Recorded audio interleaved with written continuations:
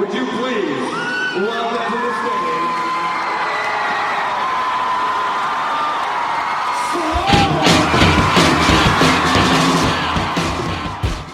What up, Mike? Toronto. VK on the beat. Check. I'm in Toronto where you wanna get the city love. I'm from Toronto where you wanna get the city love. I'm in Toronto like we wanna get the city love. My city love me back for my city love. Welcome to episode 1419 of Toronto Mic'd, proudly brought to you by Great Lakes Brewery, a fiercely independent craft brewery who believes in supporting communities, good times, and brewing amazing beer. Order online for free local home delivery in the GTA. Palma Pasta. Enjoy the taste of fresh, homemade Italian pasta and entrees from Palma Pasta in Mississauga and Oakville. RecycleMyElectronics.ca. Committing to our planet's future means properly recycling our electronics of the past. The Advantaged Investor Podcast from Raymond James Canada. Valuable perspective for Canadian investors who want to remain knowledgeable, informed, and focused on long-term success. And Redley Funeral Home. Pillars of the community since 1921. Today, returning to Toronto Mic'd is a guy named Neil Morrison, but he told me I can call him by the only name I know him by, Brother Bill. Welcome back, brother. Hello, Toronto Mike. Thanks for having me. It's nice to be here. It's been a while since we've chatted. Well, it's been since, well, you know, it depends how you just say chatted. Like, you had your initial deep dive in May 2020. Wow. During COVID. Just COVID. At the beginning of COVID. And of course, you were a natural guest because pre-COVID, I was like, nah, Brother Bill's got to be in the basement here in Southern Etobicoke. I got to wait for him to make a trip to Toronto. But during COVID, I did these Zooms and I'm like, oh, this is my chance to get Brother Bill on Toronto Mic'd. Mm-hmm. Yeah, I have not stepped foot in the province of Ontario in 12 years. So This is about the best we've been able to do so far. One day we will be in the same room, Mike. Wow. But right now we'll have to do it 5,000 kilometers apart. Is it that far? I feel like it's closer than that. 5,000, you think? It's a 5.5 hour flight out from Toronto and back from Vancouver because of the jet stream. It's probably 5 hours. So it's about as far as you can get from Toronto if you're going west, that's for sure. Unless you're going to Hawaii, which is another 5 hours from where I am right now. Let's go to fucking Hawaii and play in the sun.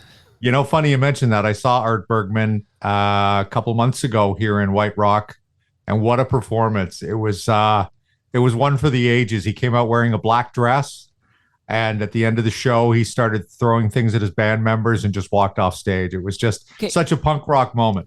Did you see him? Was that show before or after his Horseshoe Tavern show? Do you know?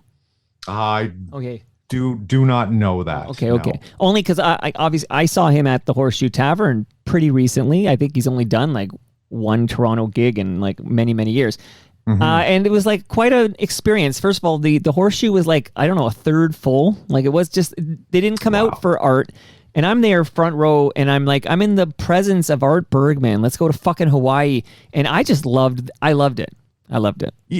Yes. So it's interesting. Art, has always had a struggle in the East getting an audience.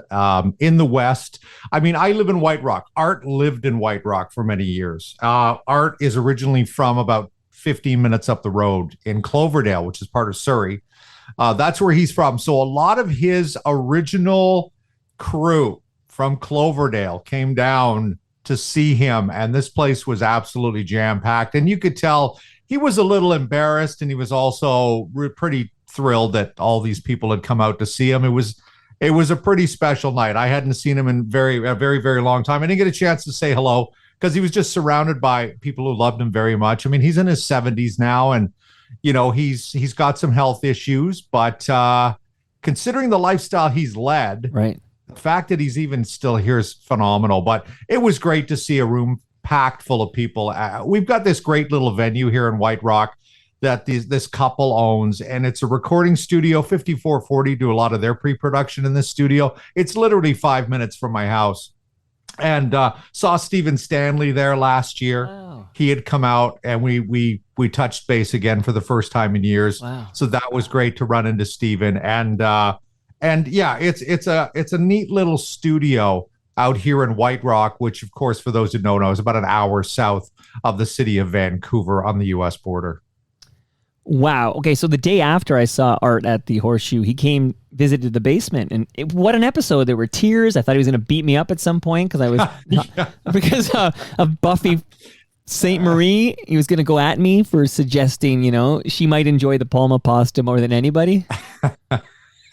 So this is Art, right? He's cantankerous, and he's a guy. I don't know if you remember, but I asked a question of him when he first came on Toronto Mike, and he got really offended. Right.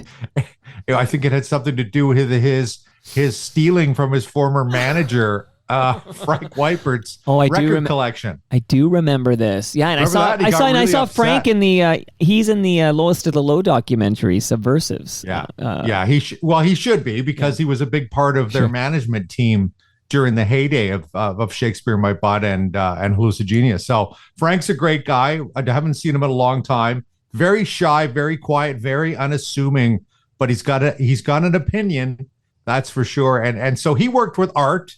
He worked with Billy Idol. He worked with Kiss. I don't know if he ever told you any of that stuff, but he's quite a legend in these parts too, Frank Weiper. See, we should talk more often, brother. Like, I feel like, I was thinking, how much time can I get? Okay, so let me set the stage. Okay, so your initial Toronto Mic'd appearance was May 20th, 2020.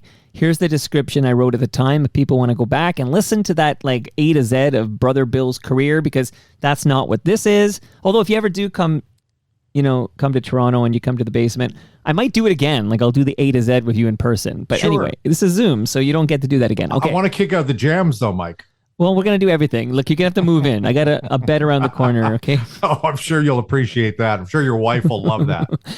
Listen, she's a very understanding woman. I'll explain. Look, it's Brother fucking Bill, and he's staying. Okay. So It was episode 650, and I wrote, in the 650th episode, Mike chats with Neil Morrison, better known, I wrote a.k.a. to me anyways, Brother Bill, about everything, with a particular focus on his years at CFNY 102.1 The Edge, working with Humble and Fred, May Potts, Alan Cross, Bookie, Martin Streak, Strombo, and others. And we talked for almost 2 hours that day. So that was the deep dive. But then I was like, I love the cut of this guy's jib. And we found any excuse to get you on the program. You were a part of the PPMM crew with Cam Gordon. Mm-hmm. Yeah, well, we know that your other friend there, Mr. Stone, had better things to do, I guess, or was a busy man. He was coming to. Remember, he was going to. I don't know. Is he there now? Is he in L.A.? So he went to L.A. Yeah. But I got a text from him 2 days ago to say he's back in town and he wants to come back on Toronto Mike. So we're actually he's going to be back on the show in the next within the next month. But so he's in Toronto right now, but he's like a nomad. Like, he just goes where the work is. Yeah, good for him though. He's doing very well, right? Obviously, from his time as a child actor to his opportunity to be on the Toronto Mike show to really boost his name. But he gave me an opportunity. You gave me an opportunity to sort of come in with Cam and yourself and do something called PPMM, and we had some fun. Actually, with that. No, you got it wrong, brother. Not to fact check, not to Robert Lawson you here, okay? But I just saw Robert Lawson come out of the bushes. So you did fill in for Stu on Pandemic Fridays. Okay. That's correct. But Stu was actually never a member of the PPMM crew. Like the original. We kind of created that afterwards, didn't we? So that's you, me, and Cam are the OG members. And PPMM stood for Progressive Past of Modern Melodies, because I wanted to do a little spin on ongoing history of new music. Yeah, and I think we covered that. I think we did a pretty good job with having the likes of, Ivor Hamilton on. And what was his name? That lovely gentleman from Montreal. We did the 70s punk rock special with him. He was fantastic. And Ralph Alonso? Yeah, Ralph Alonso, who really was. After we did that episode, I did some research on Ralph just to see just how entrenched he was in that scene. Mm-hmm. We couldn't have got a better guy to talk about for the, you know, that era of the Diodes and what was happening at OCA and things like that with Martha and the Muffins, how they began, and all those punk bands from that, the Vile Tones and all that kind of stuff. That was really cool for me as a punk rock fan. As you know, that's my first music. That's the music I love the most. And so I really didn't appreciate Ralph as much as I probably should have until after we had recorded that. But we had some fun. Yeah. You know, we did the hip hop episode too. That was a lot of fun. And we had Martin Popoff for a heavy metal episode. But anyways, that was great. Yeah. And then Cam got weird professionally. I think Elon Musk musked with him and things happened professionally. And then PPMM sort of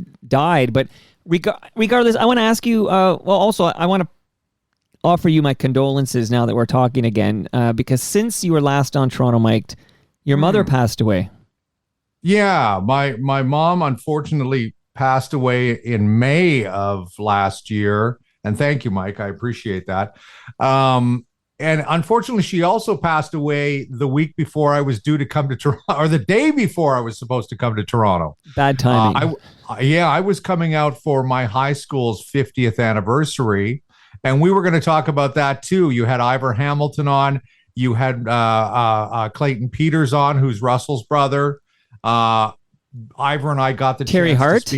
Got to speak to Russell, but Terry Hart, who I went to high school with as well. So I had come out for that reunion, or I was coming out for that reunion, and unfortunately, my mother fell ill very, very suddenly and died 2 weeks later, and just happened to pass away the day before I was supposed to fly out. It's like somebody doesn't want me to come back to Toronto sometimes, I think. I remember, again, sincere condolences. That's awful. And that might also be the best excuse I ever heard for not actually showing up here. So I think if I'm going to get away with any excuse, that's probably it, right? And unfortunately, that was the scenario. My mother had a really good life. She was 95 years old.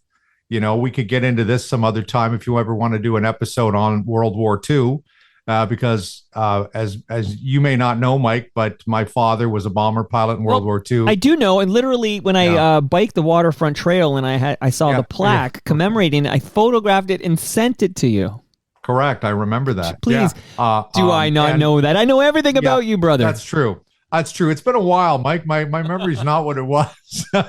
But my mother was also what they call a child of the Blitz. She was raised in London, England. So she had her stories too. But she lived to be 95. She had a very good life. Unfortunately, again, she got very sick at the end.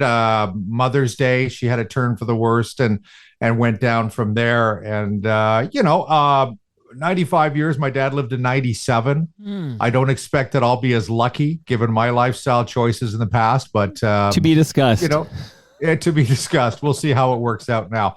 I'm almost. I don't care about my age, so I don't mind saying I'm 3 weeks away from 57, and I'm kind of freaking out about that. To tell you the truth, it's amazing because a lot of we did the CFNY documentaries coming out obviously later this year. And a lot of my friends who are on the edge are putting up some pictures now of back in the day. And I'm thinking, boy, we're going back 30 years now for some of these pictures. And I'm like, wow, time does truly roll past quickly.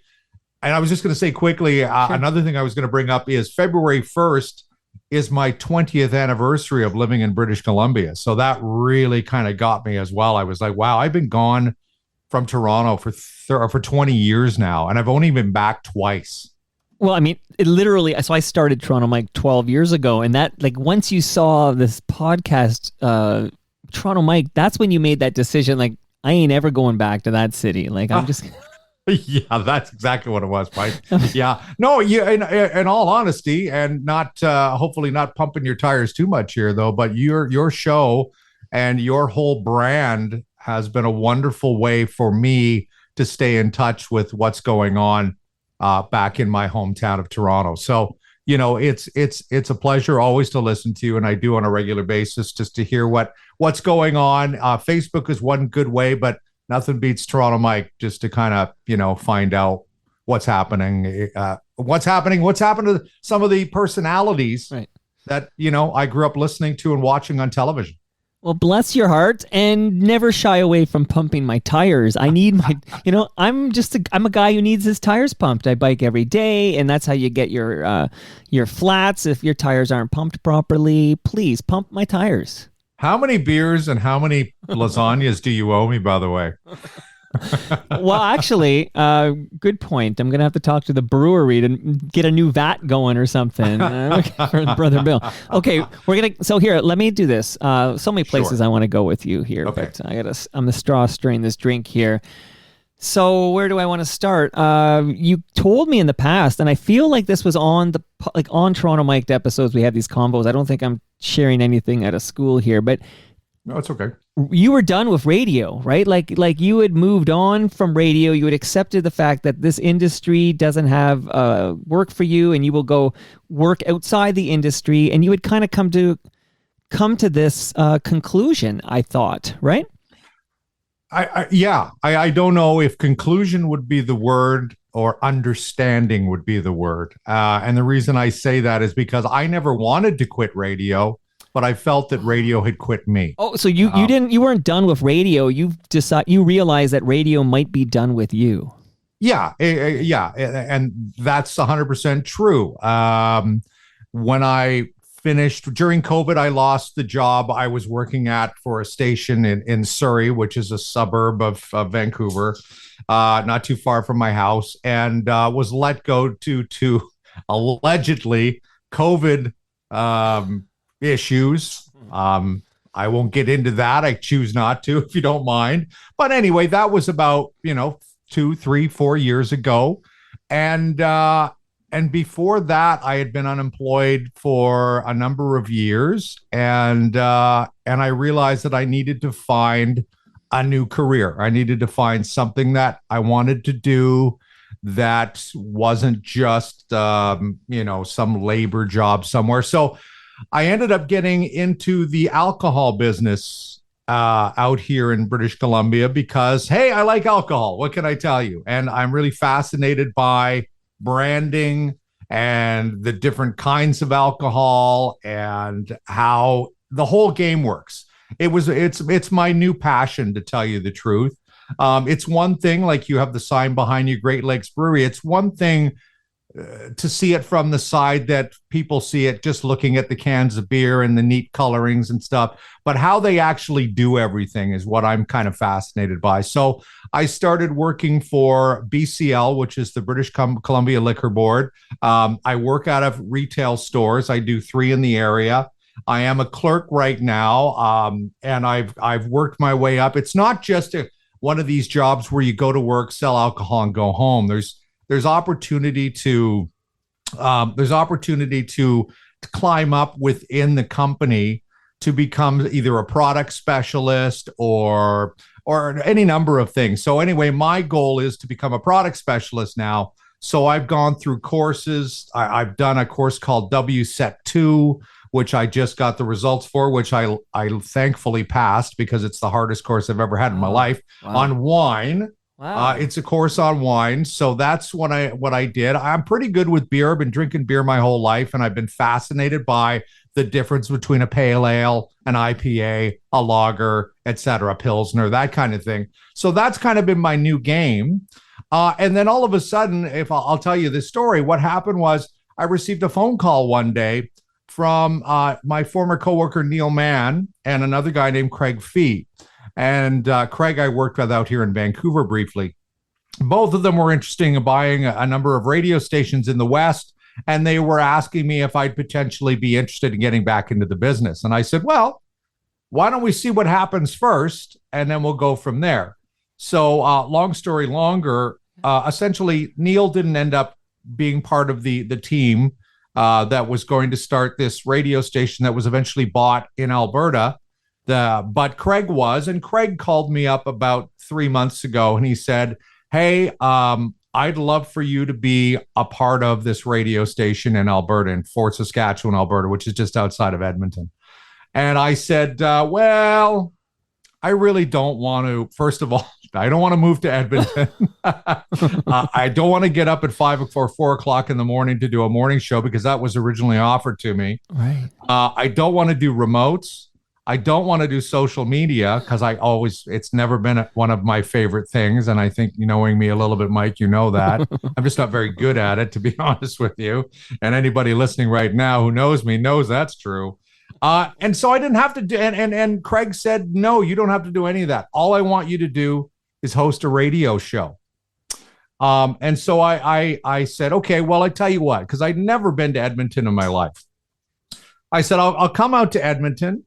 And I will take a look around, see which way the wind blows, Jim Morrison said. And I went out there in November, during the mildest November Edmonton has ever had, thank goodness. Right. Well, because my wife was there too in late November, was in Edmonton. And it was the first November in 100 years that it didn't snow in Edmonton. It did. There was no snow. Yeah. That's in Toronto, that's normal. In White Rock, that's expected, but in Edmonton, that is highly unusual.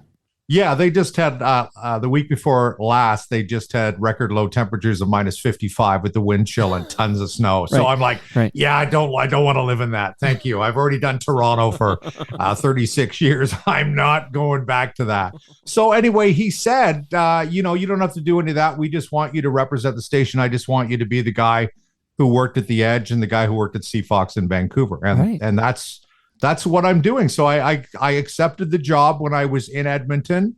I was pleasantly surprised by the city. I mean, you've probably been there, Mike, being married to someone from Edmonton. I've been there. Yeah. Yep. Yeah. And a lot of people make jokes about the likes of Winnipeg and Saskatchewan, Saskatoon, Regina, Calgary, and Edmonton, but I will say that Edmonton pleasantly surprised me.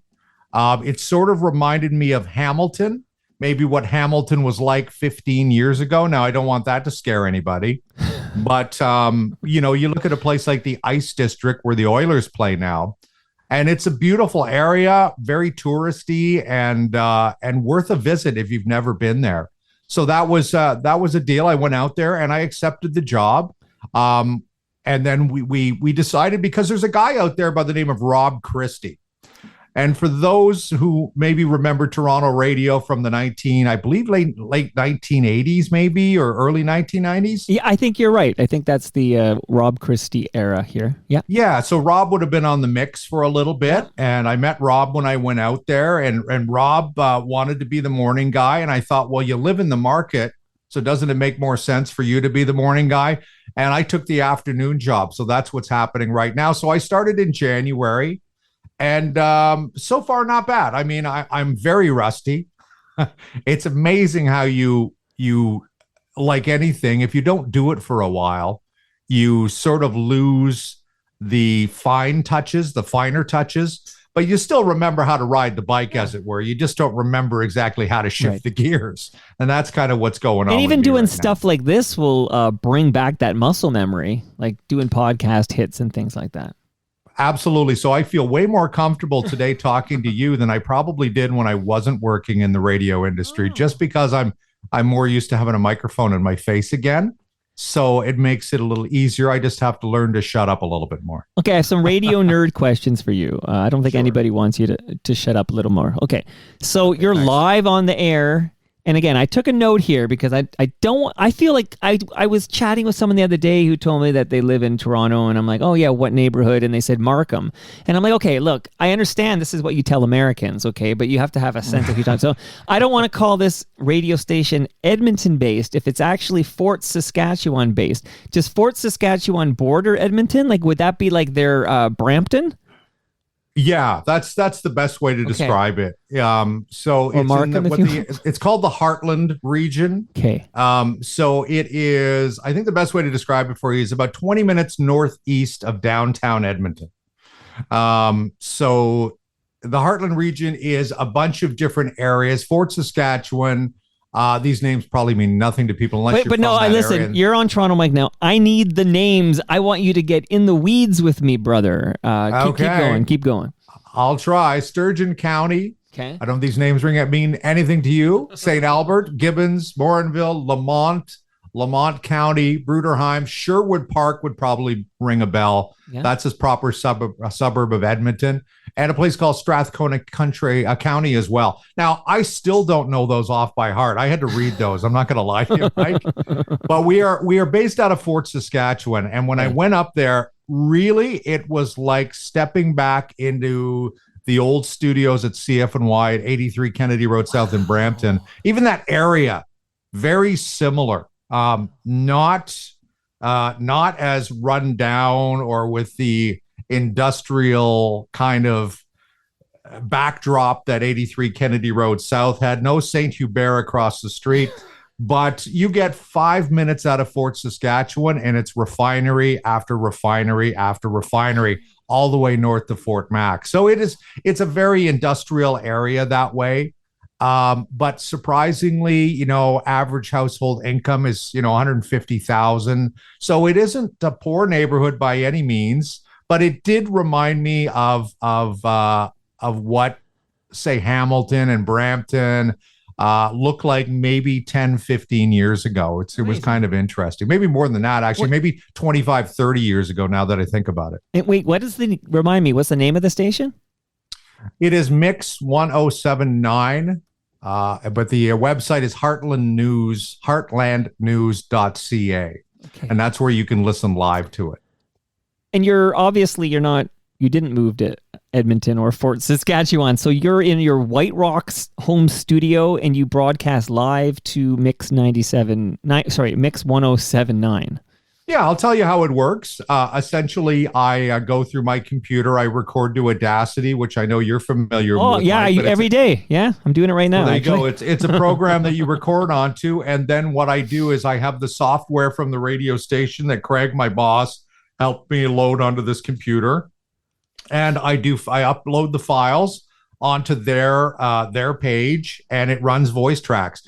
And, not a huge fan of doing that, to tell you the truth. That was one of the things that made me go, I don't know if I want to do this, because you're not entrenched in the city itself. And then I realized that, that's kind of where radio is nowadays, whether you like it or not. A majority of, probably with the exception of Toronto, a majority of shows are coming from elsewhere. I know in Vancouver it's like that.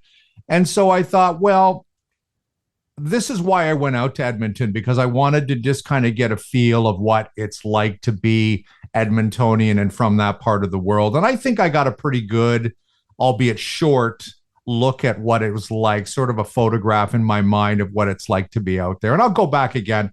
But I was originally hesitant, because I believe that I'm still the old school that way. I believe that, every market should have local announcers. But we're living in a world now where radio doesn't have that kind of money to spend. So this is why it happens. And I won't lie to you either. They offered me money. I went, oh, okay. I get to do it for money too. So I couldn't say no at the end of the day. No, I would have been upset if you said no, because this is a chance to get Brother Bill back in the game. Okay. Your heart's in radio. I love the fact that you have this, other career that you're exploring in the liquor career in alcohol. And I take it, so your Fort Saskatchewan radio gig. I know. I prefer you say it Edmonton. Okay, I'm going to stick to Edmonton here. Okay. Because think about Brampton, okay? Well, CFNY, right? When CFNY was in Brampton, did people keep saying CFNY Brampton? No, they said CFNY. No, you're right. That's a good comparison there, Picture the exact same thing that's going on. Okay. We're 20,000 watts. We go right through the center of Edmonton. Right. You can hear us everywhere. So, but it is technically, the license is in Fort Saskatchewan. But I mean, AM 640's license is in Orangeville or something like that, right? So exactly. We have a lot of examples like that. So I'm with you. Mm-hmm. So, and CFNY is a great example. It's Brampton. So, okay. Yeah. So Edmonton's Mix 1079. What is what's the genre again? What format are we playing? What music? Very, very, very similar to what Mix 99.9 was doing back in the day. It's kind of a mishmash of 3 or 4 different formats. We'll play a little tiny bit of country music. I mean, very small. We play generally 90s based commercial rock and roll. So you're going to hear the Third Eye Blinds. You're going to hear the Dishwallas. You're going to hear the Hip. You're going to hear some Nickelback. You're going to hear, a bunch of stuff that frankly I don't particularly care for too much. This was another. I'm going to be straight up with you, Mike. This was another reason I was hesitant, because I wasn't particularly champion the format. I've had many conversations with Craig about a potential format change, which it could happen down the road. I don't want to really get into it right now because it's kind of a private conversation, but it's a commercial radio station playing commercial music, and it's another thing that I've come from, and really I understand we have to do it this way because we have to hang on to the money that is available to radio stations. But if I had my choice, I would love to throw a Ministry song in there once in a while, or just something that's a little more. Jesus built my hot rod. Yeah, but let's be honest. I mean, we're talking about Fort Saskatchewan, Edmonton, Alberta. Right.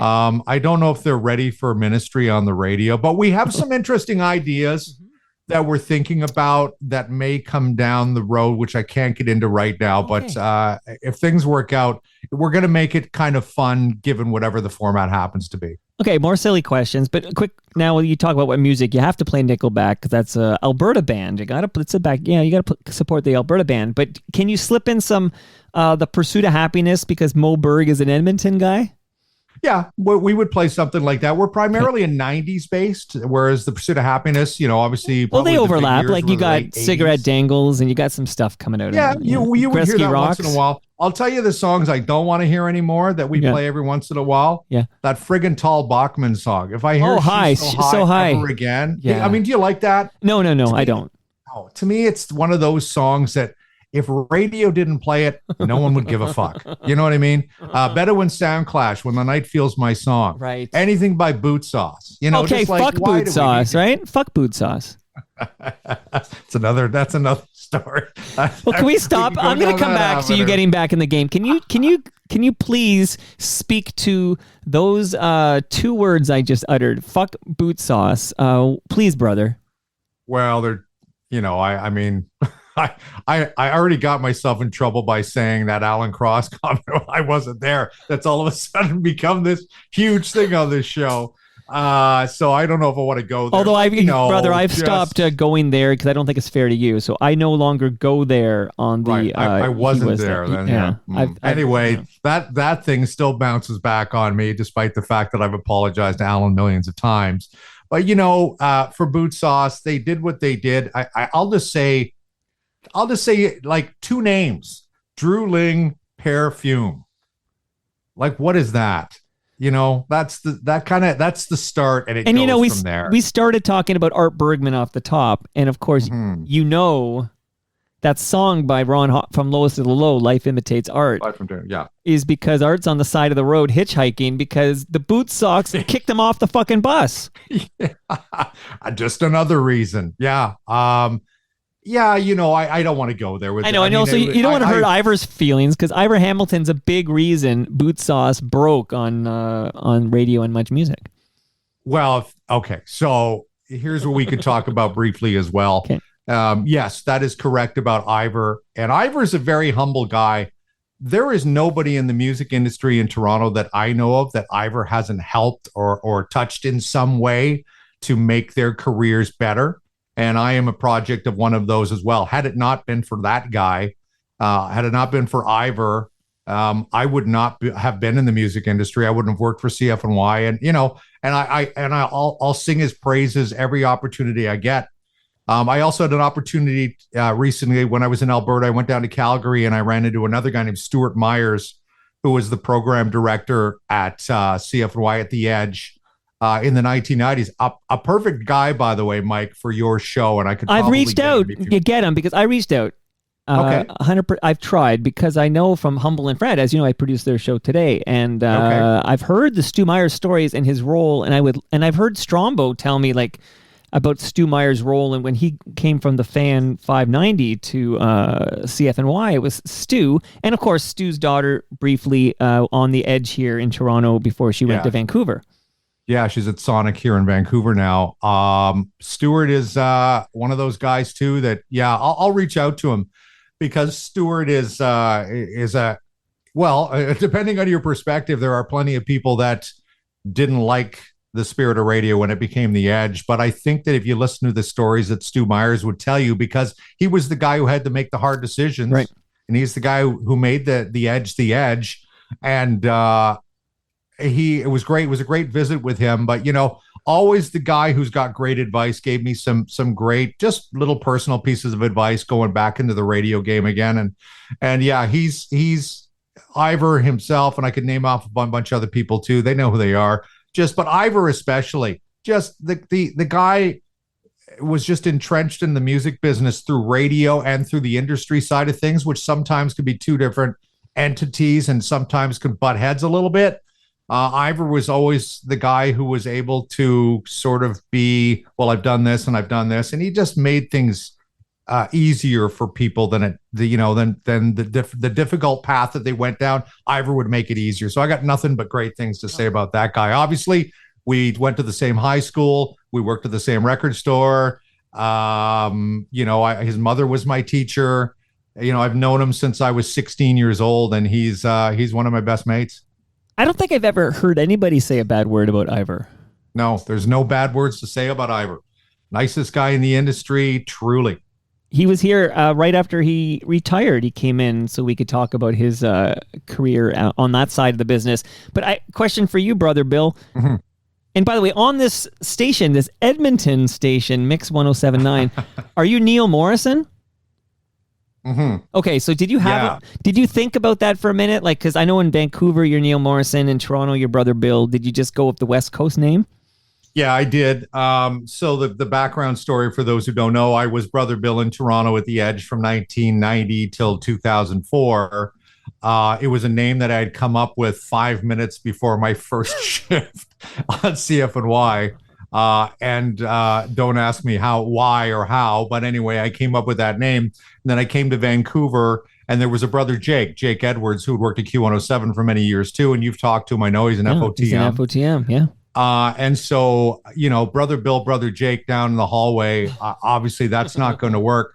So when Jeff Woods, who was my boss at the time at CFOX, said, "Hey, what do you want to do?" I didn't even hesitate. And I said, "I'm going to go back to my real name." Right.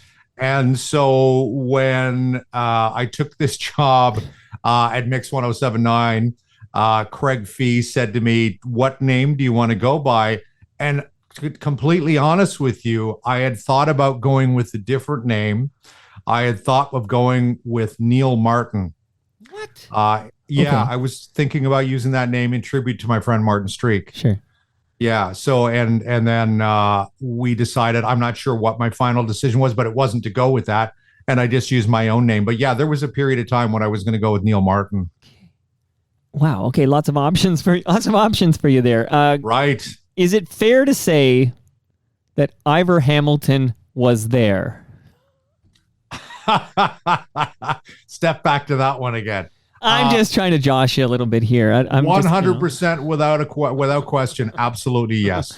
And so was Alan Cross, of course. And they're great friends, as you know, Alan and Ivor. I was at a concert and I saw them I want to say they were holding hands to get in line, but I'm not sure they were holding hands. But they're very good friends. And also, much like you, brother, I just want to shout out the lovely Ivor Hamilton and Alan Cross, two tremendous friends of this program. Like, I feel like always there to take my call and to visit the basement. They're just great FOTMs like you. Well, they understand, like I understand, Mike, that you have something very special here, and you have for years now. No, and I know you're laughing. I'm laughing because not everybody understands that. That's all I'm going to say. Well, those who do, and those who don't, fuck them. You know what I mean? That's kind of the attitude that I'm sure you have. Yeah, well, fuck a lot of people, but anyway, that's just one. By the end of this chat, I'll have that list of people we're fucking, and then you will get that call about, brother, we're going in a different direction at Edmonton's Mix 1079. We heard your Toronto mic appearance. Yeah, well, here we go, Mike. The thing is this: if I lose my job tomorrow, it's okay. I thought you say it's all on you. Okay. No, I could do that too, but I like you too much, so that's not going to happen. But yeah, I'm totally comfortable with things not working out. I'm okay with that. This to me is a non-pressure radio job, unlike the last two major ones I had in Toronto and Vancouver, where you had to answer to ratings and you had to answer to shareholders and you had to answer to multiple bosses, one on the sales side, one on the programming side, then promotions, that kind of thing. So you really weren't sort of 100% in control of your brand or what you were talking about. Now I'm doing, because this station is owned by Kenner Media, and Kenner Media is a small company that is owned by Craig, my boss, and a couple of silent partners, if you will. They only own the one radio station right now. They're hoping to buy more down the road. But, it's a small group of people. It's a family-run business. One of the reasons I liked it up there, too, is because it's a small family of people. They seemed like we're a little bit of a family. We're all radio people, past, present, future. And that was a big decision for me as well. It's not Chorus. It's not Bell. It's not Rogers, and that's totally fine with me. And I don't, this is a side hustle for me as far as I'm concerned. It's a few extra hours out of my day, but my main gig is what I do now, and that's working for BCL. That's where I was going about 25 minutes ago when I went on one of my tangents here, because I was going to congratulate you on getting back in the game. And I got secondhand excitement here. Like, you just described like WKRP with competency, right? Like this is... Anyway, so you're back in the game, you're back on the air, you're thinking of it as like a passion project almost, because you're back talking on a microphone where you belong, but you still have this other vertical that you're focused on, the alcohol business there, and you're not giving up that, and you got them both going, and I'm hoping that you're a happy man right now.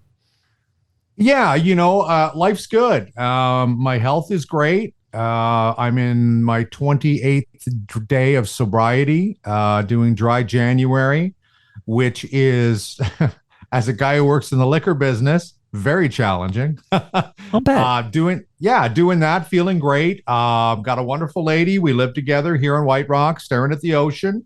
Life couldn't be any better for me right now. I'm really, really enjoying it. And, I finally got a chance to do a little bit of traveling.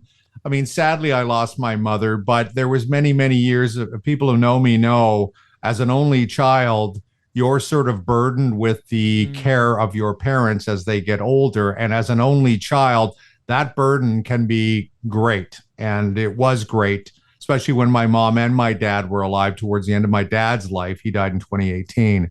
But, towards the end of my mom's life, I couldn't go anywhere. I wasn't. That's why you never saw me in Toronto, because I couldn't get away at all. I couldn't leave them because I was the primary caregiver. So when my mother passed away, my lovely lady Jude said, "Why don't you choose somewhere, pick somewhere, and go somewhere?" And I thought, well, I don't really want to fly too far at this point. I mean, the original plan was to come out to Toronto, do the high school reunion. My friend Mark, who lives up in Caledon East, he's a guy I went to high school with, my best buddy. We were going to go out and around, do a tour of Brampton, where we grew up, obviously, and then go to the reunion and stuff. And it all fell through. So the girlfriend said to me, Jude said, "Do you want to go somewhere else?" And I said, "You know what? Yeah, I do."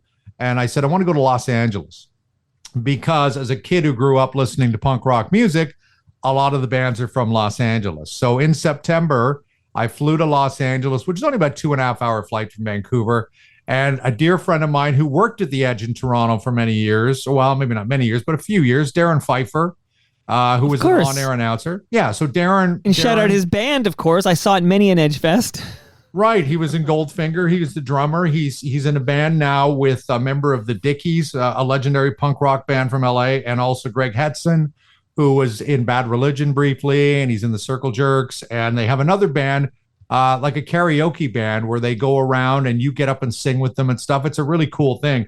But I went down and stayed with him for 4 days, and he gave me the tour of Western Los Angeles, if you will, and the punk rock tour. So I went to Venice and Santa Monica. We went to Hollywood Forever, which is the graveyard where I know that sounds weird, but Johnny Ramone is buried there. Dee Dee Ramone is buried there. I ran into Rob Morfitt, who was the former guitarist with Econoline Crush, who's an old friend of mine as well.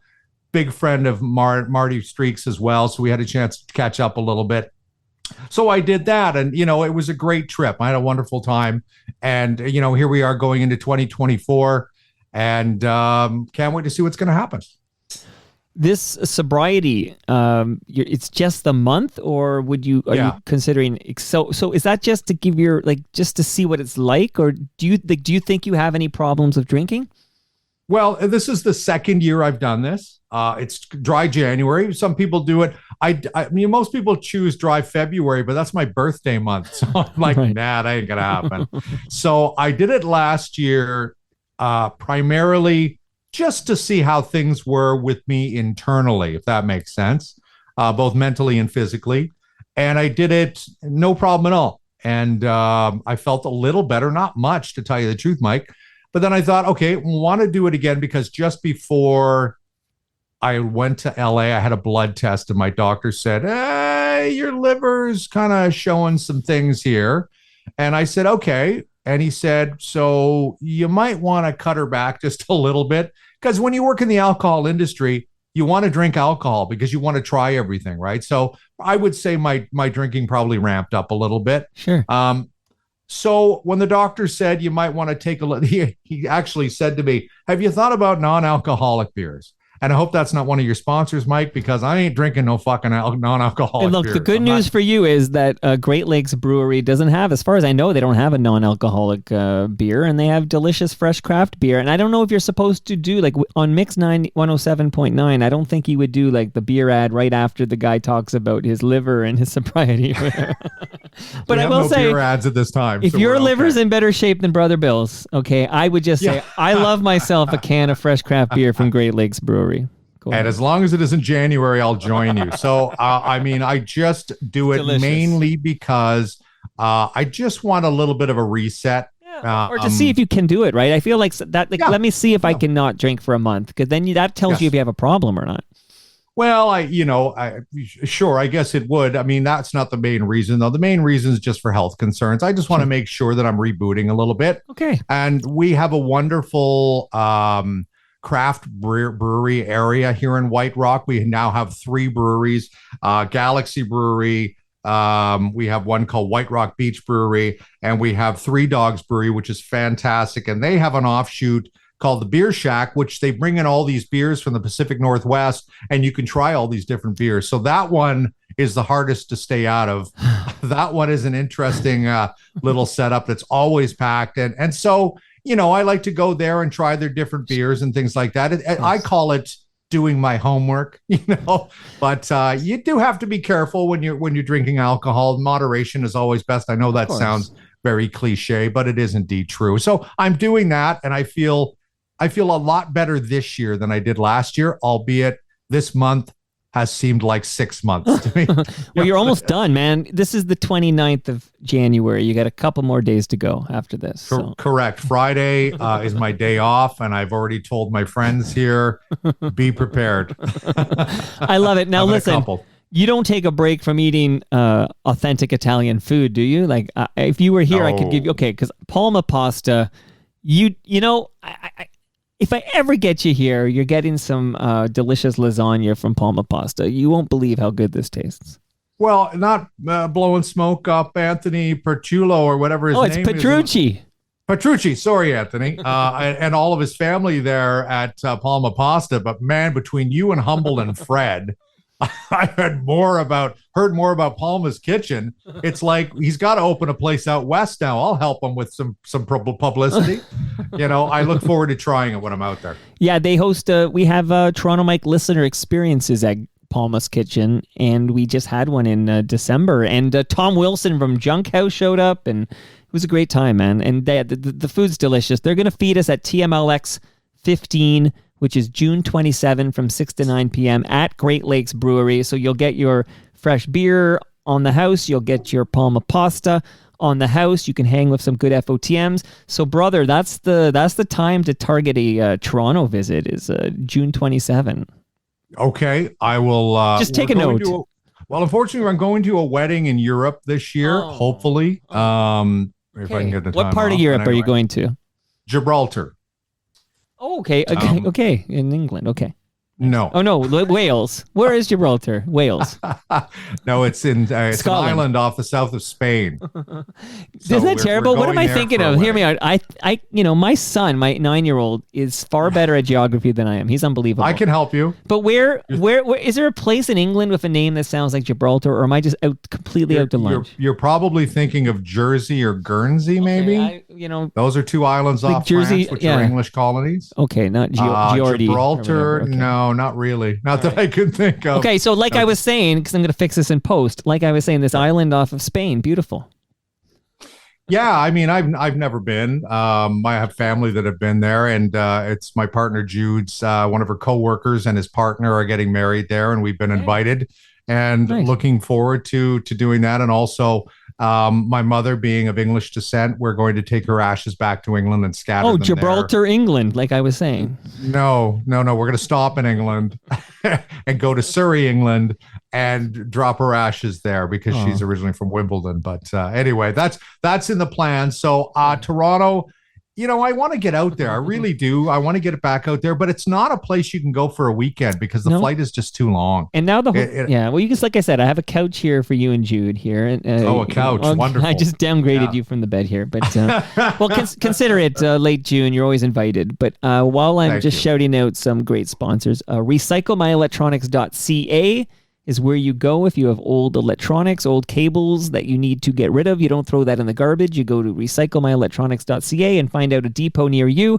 where you can drop it off to be properly recycled. So while you're taking notes, brother, you're taking a note on recyclemyelectronics.ca and the Advantaged Investor podcast from Raymond James Canada, because you get great best practices and advice, whether you have a financial advisor or you do your own investing. You get great advice there, and I highly recommend the Advantaged Investor podcast from Raymond James Canada. Shout out to Ridley Funeral Home. Okay, quick hits here, and then I have another little path we're going to walk down here. Sure. Cliff retired. So Cliff he's a great listener of Toronto Mike, so he's likely listening to us right now because he doesn't miss an episode that includes anyone who worked at CFNY. Cliff is like a salesperson that you might have worked with at Edge 102, and he was working recently at the Toronto Chorus stations, and then he retired. What words would you like to say to the recently retired Cliff? Cliff Cohen, I presume we're talking about. Yeah, sorry. Yes, I thought you'd just deduct Cliff Cohen. Oh, yeah. No, I just wanted to make sure, but I'm pretty sure I knew you were talking about Cliff Cohen. Cliff was one of the greatest guys to work with in the sales department. Real big personality, real fun guy. Tells a great story about meeting Roger Daltrey from The Who. I don't know if has he ever told you that story? Oh, I've never met him. It's all email. It's been 100% email communication of me and Cliff. Okay. Well, I'm going to save that story and let Cliff tell it to you one day, but it's a fantastic story. No, burn the story, man. I'll get it again. Let me hear the story. You can't do that to me. In a nutshell, from what I remember, he told me the story like 30 years ago, but in a nutshell, he went to London, England, and back in the 70s, rock stars weren't kind of hunkered down in their bunkers. You could actually walk up to their houses and knock on their doors.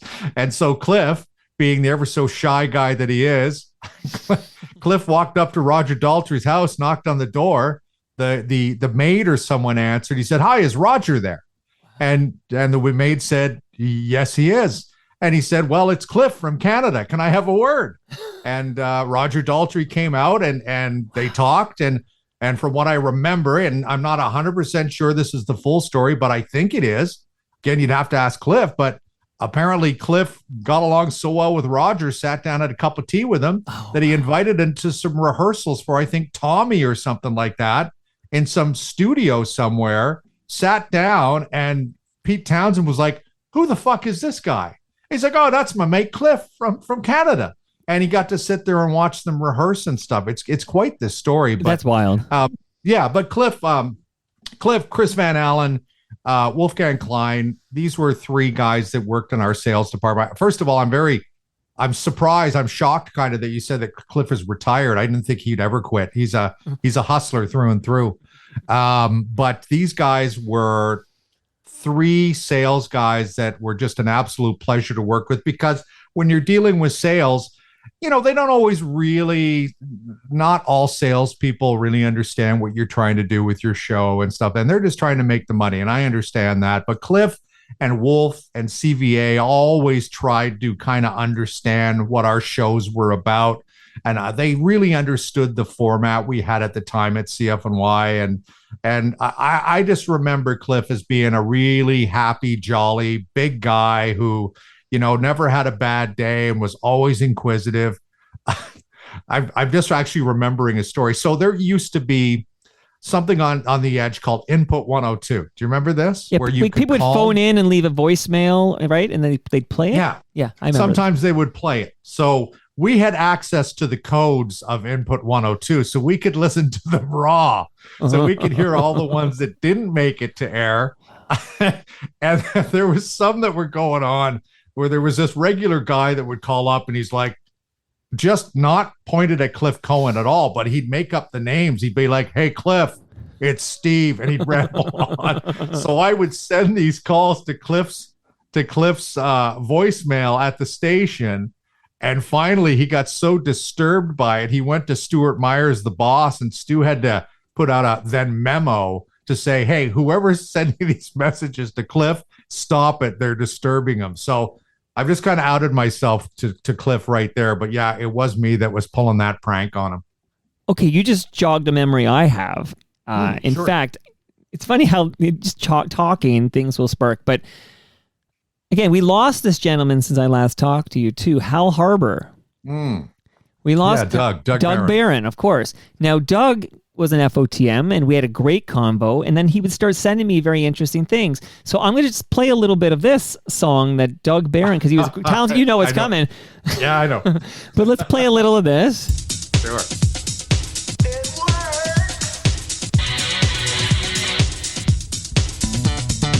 Andy, pick up the phone. It's Cliff. Andy. Andy, pick up the phone. It's Cliff. Andy. All right, I'll bring her down, but of course that's the voice of Cliff Cohen saying, Andy, pick up the phone, it's Cliff. Sure. So Andy was another sales guy. I didn't know him very well. The late Andy, last name is not ringing the bell with me, but very nice guy as well. I didn't work with him for that long, but that's just Cliff's personality. So here's Cliff Cohen leaving a voicemail for somebody. How many voicemails did you know that you could actually interrupt halfway through and pick up the phone? You know what I mean? That's what I find very ironic and very funny about that, because he's leaving a message. How's he going to pick up the phone and answer the phone, Cliff? Right. Yes. Well, the old style, they would play out loud, right? Like the old style, that's what we did, right? I feel like in the early to mid 80s when we had those old style voicemails. He's probably so, thinking about those. Not at work, no. Yeah, but I guess I know what you mean. Doug, Hal, was a wonderful human being, very kind. I stayed in touch with him via Facebook. Hated the fact that Halifax had gotten a CFL franchise. That's the one thing that I remember towards the end of Hal's life, what his big sticking point was. Right. He, like a lot of people, didn't believe that we needed to spend, or the city of Halifax needed, because that's where he lived. Right. He didn't need to spend, or the city of Halifax didn't need to spend hundreds of millions of dollars on a stadium when, there's people down the road that probably could use some support in some way, shape, or form. So I got what he was talking about there. So love the little chat here about Cliff Cohen. And then, of course, we could remember, again, a guy like you who's got a real name, Doug Barron's his name, like Neil Morrison's your name. But I could only call him Hal Harbor, and I can only call you Brother Bill. It's like once you wire that, it's tough to unwire it. Okay. But here, we're going to make a little transition here to the station we're talking about. And I have a little bit of our mutual friend, Humble Howard. The Edge. CFNY 102.1. He's just showing off his pipes there on a little promo that I had on my new music search CD there. That's what a voice. You know. And the day. Yeah. It's not fair, right? But he did smoke a lot of cigs to get that voice. We all did back then. I mean, you talked about Jeff Woods earlier because he was your PD at CFox, and I'm so jealous of that man's voice, and he's like he reminds me how he got that voice, which is he started at 9 years old smoking cigarettes and drinking scotch or something. So it's like you really do have to wreck your body to get a voice like that. when you talk about probably the best voices that I've ever heard, Jeff Woods is definitely top two. And who was the other person? He just escaped me, but Howard too. Howard had a fantastic voice and still does. I still listen to Humble and Fred on a regular basis. Them and you are my 1 and 2 podcasts that I listen to.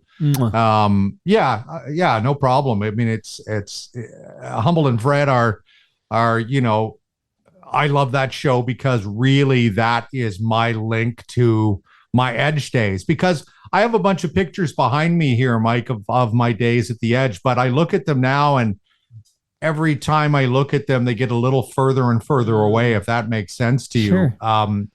And so when I listen to Humble and Fred, I can kind of realize that, oh yeah, I was a part of that. And, and listening to them, they, although they keep it pretty current, they step back once in a while and talk about the radio game and working at the Edge and stuff. And it's, such an honor that I got to share the microphone with those guys. And when Howard would go away, Freddie and I would kind of do the morning show for a little bit with Jason Barr. And it was a lot of fun in that era. I'm holding up a cassette right now. So what is that? So I wish I could just play it, but pop it in, yeah. This was courtesy of Fred Patterson. He had like a box of old cassettes in his attic or something, a basement or something. And he said, hey, I think I got some old Humble and Fred shows here. So I was going to digitize them. And then I realized very quickly that they were all Fred plus like Scott Turner or May Potts. And then there was one episode I found where Howard was on vacation, and it was you. You had the Howard spot for the morning show, and it was listening to you and Fred. It was quite something to hear Brother Bill hosting the morning show.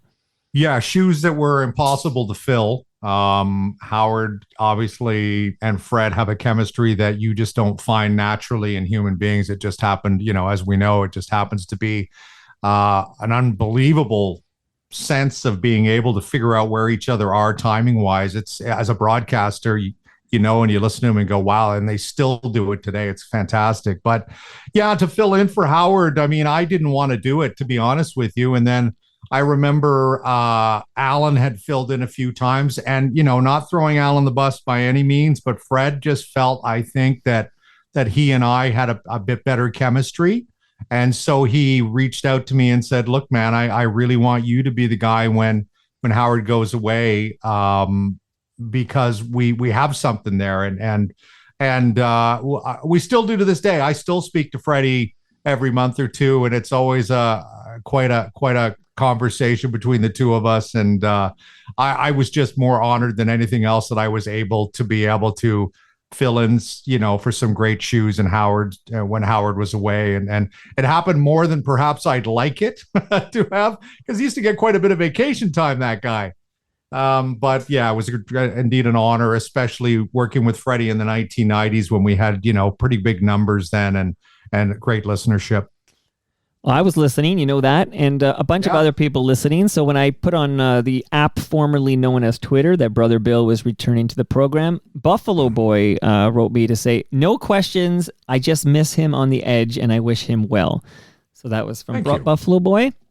Very kind. Thank you, Buffalo Boy. I don't know who that is, but I guess I owe them money too. Well, I will say he actually drove from Buffalo to attend the TMLX 14 event we had at Palma's Kitchen back in December. So that's how good a listener that Buffalo Boy is.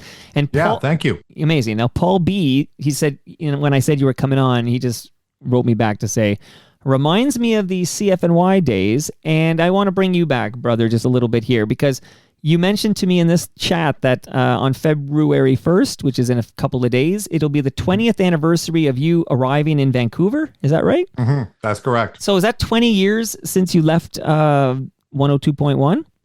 I think my last day on the Edge was something like January 16th. I still have the music logs somewhere, but I think it would have been about January 16th. And then they moved me out here. They gave me a couple of weeks to sort of look for a home, and they treated me incredibly well. May I just say that chorus were incredibly kind to me when I moved out here. And then I went on air, I think February 1st or 2nd at CFOX here. So 20 years. Yeah, 20 years. I moved out here probably 20 years January, somewhere around now. But yeah, February 2nd, I started.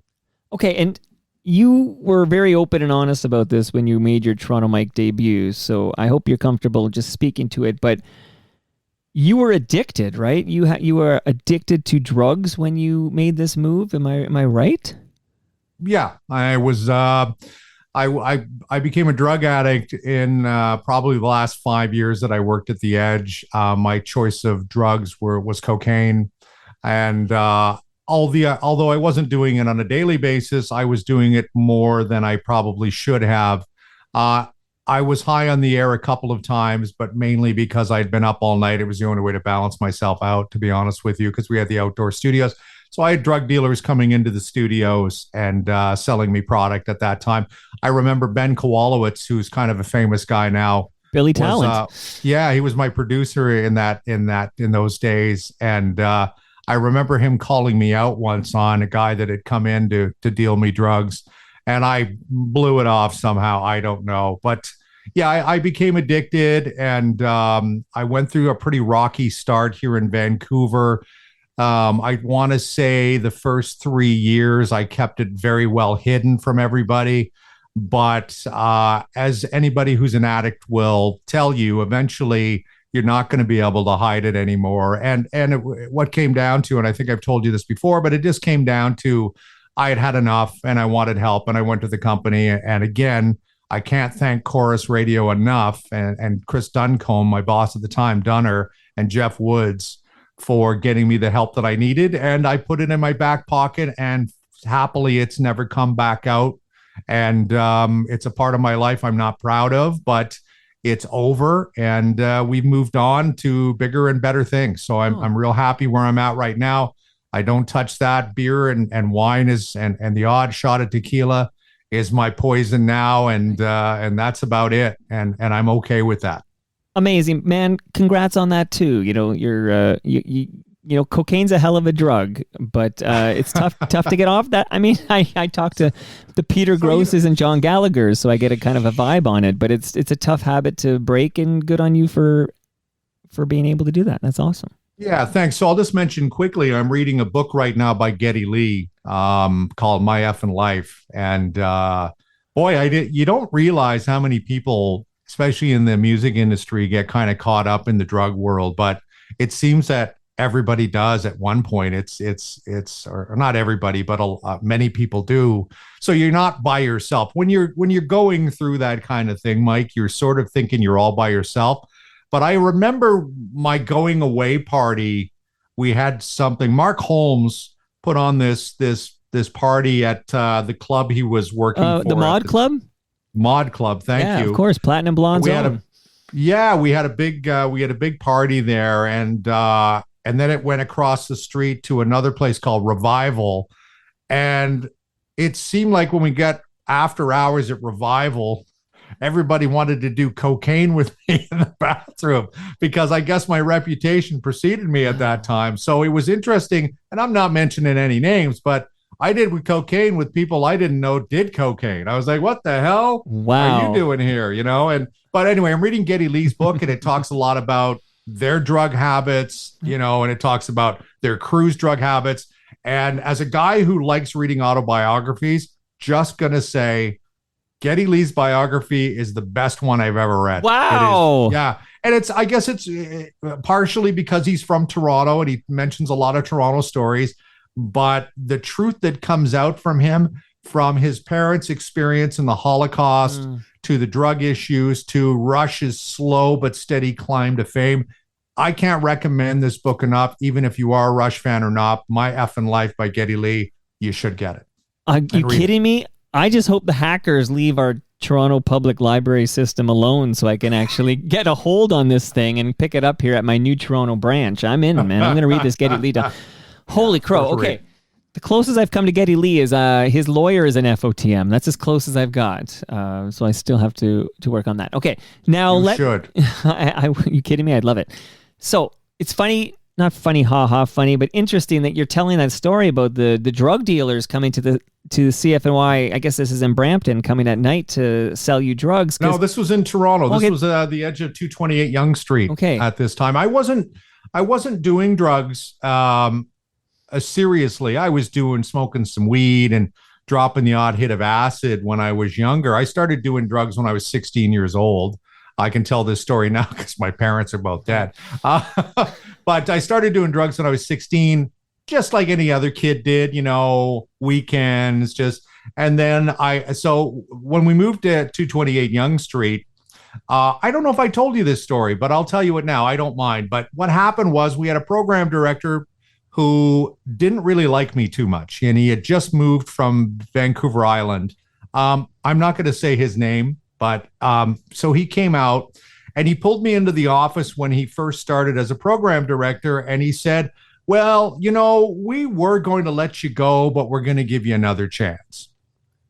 And to say that to somebody whose self-esteem isn't very strong to begin with, especially at that time when I questioned a lot of what I did on the radio, I didn't think it was good enough. That was just my personality.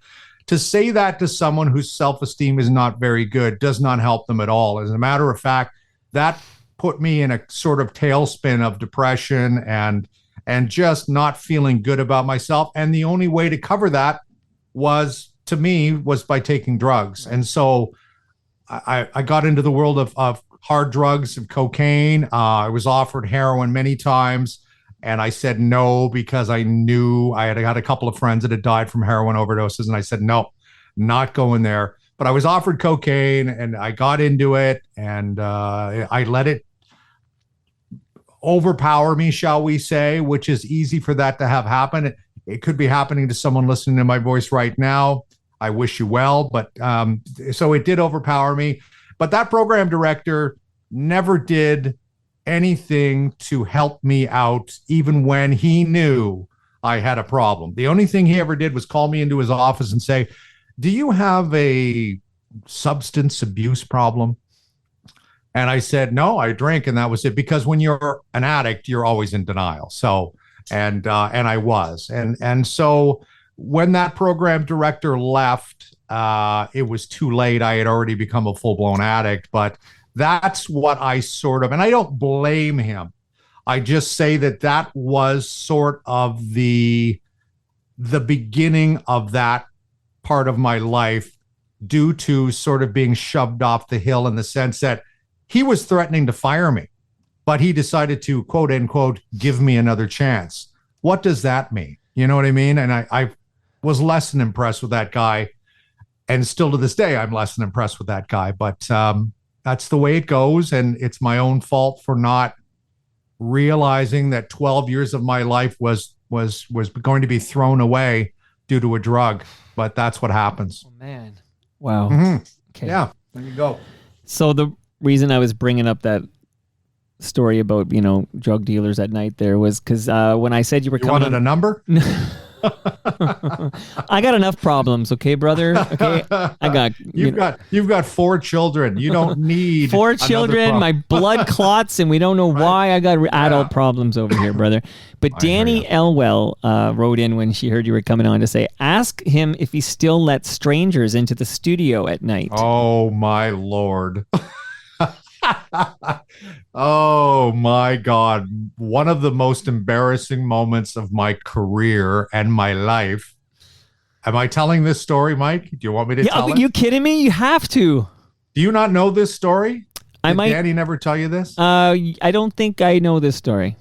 Okay, well, Danny, I'm going to tell this story because you set it up. So I will tell it even though I hadn't planned on it. So 83 Kennedy Road South, Danny had a show called The Alternative Bedtime Hour after her evening shift.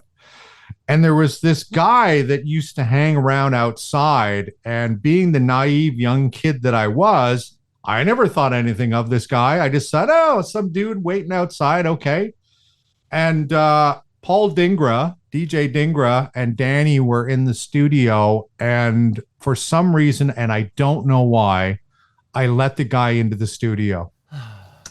And completely unaware, for the record, completely unaware at this time that this guy was stalking Danny. Oh my goodness. Mm-hmm. Wow. And so I let him into the studio, and all I remember is Paul Dingra ushering him out very, very quickly. And then I was doing the overnight show after Danny at this time. And so Danny came into the lunchroom when I was just about to go in, and she sat down. And I have never seen Danny more angry ever than she was with me because I had let this guy in.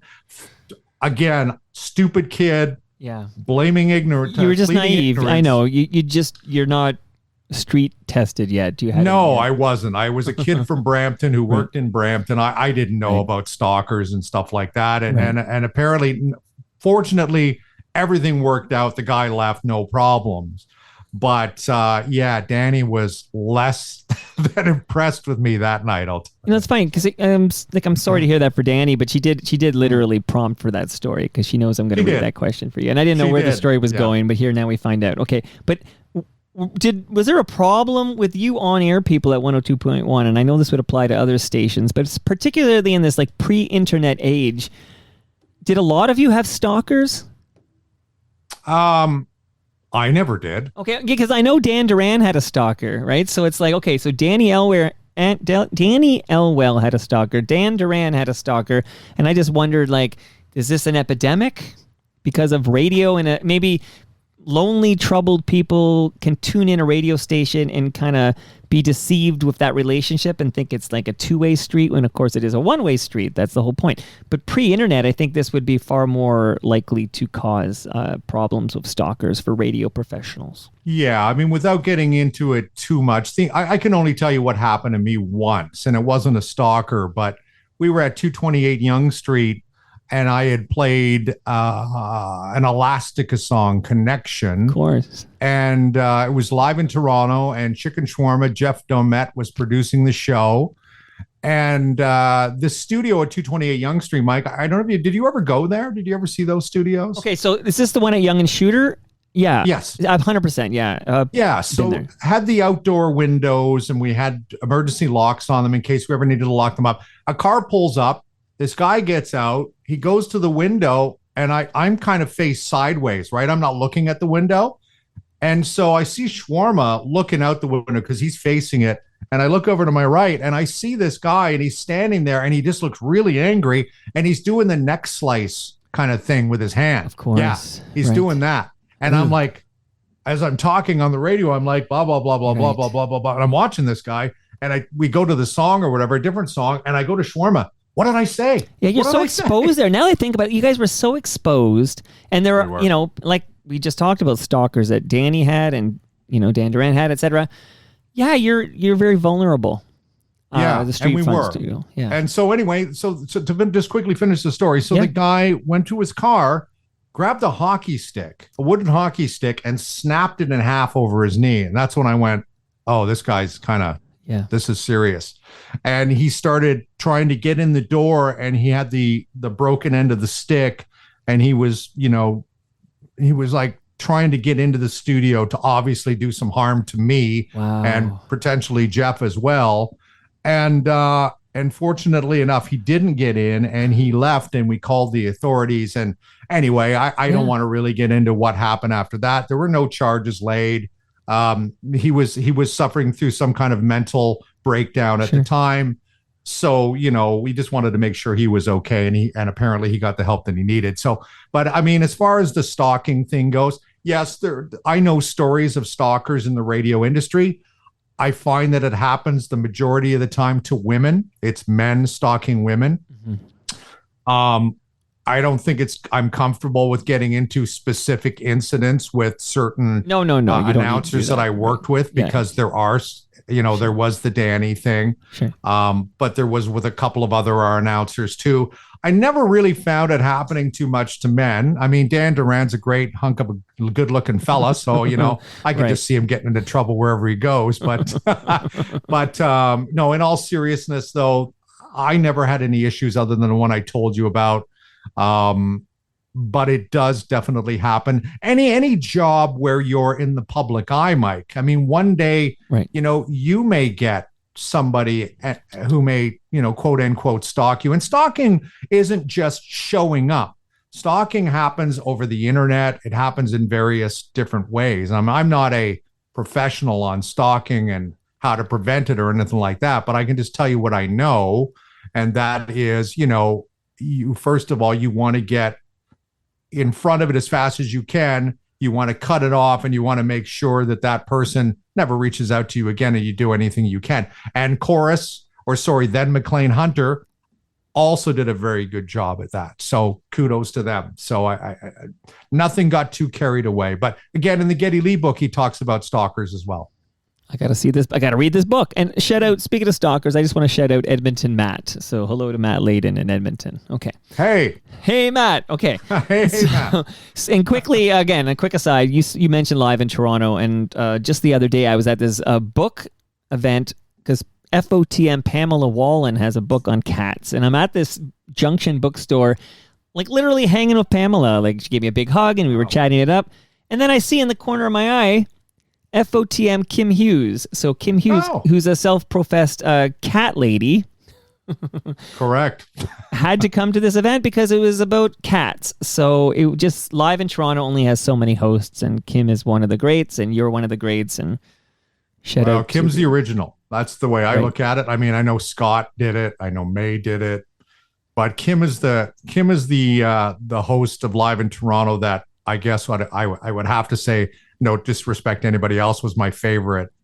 I'm with you. Next to Brother Bill, so present company accepted. Give me Kim Hughes hosting Live in Toronto. Yeah, so I was the evening guy after Kim. We had a really good relationship, I think, Kim and I. I used to take care of her cats when her and her then husband, Renee, would go away. They'd let me stay in their house. I would house sit for them and take care of their two cats. That's something I fondly remember. Fun fact. But Kim was just like, how do I describe her? She's a no shit lady. I remember she went to New York City and did an interview with Scott Weiland, was not having a good day. And I listened to the outtakes of the interview. She was doing a world album premiere for a Stone Temple Pilots record, or maybe it was Scott's debut solo album. Anyway, I remember Scott was late by I don't know how long, and he came in and Kim just tore this guy a new asshole. And I was like, wow, there's a lady that you got to have a lot of respect for. She just didn't take crap from anybody. And, and let's just be honest, she was a great interviewer. Absolutely. She working for Now Magazine and then working for us. She did 2 jobs. She worked tirelessly. She was well entwined and ingrained in the music industry. She knew everybody, and you could hear it during the show, and that's why she was always my favorite host. Absolutely. Dave Bedini from the Rio Statics heard you were coming back on Toronto Mic'd, and this is the note I got from Dave. Neil left listeners with 3 parting points of radio wisdom. I remember 2. You're going to have to fill this in. I remember 2, but not the third. And now Dave's going to remember the first 2. He says, okay, DJs don't necessarily choose the music they play. Mm-hmm. And no one looks the way they sound on the radio except Dave Bookman. Right. But what was the third? Did he get those 2 right? And then fill in the blank for Dave Bedini. Oh, Dave, you got me. Oh.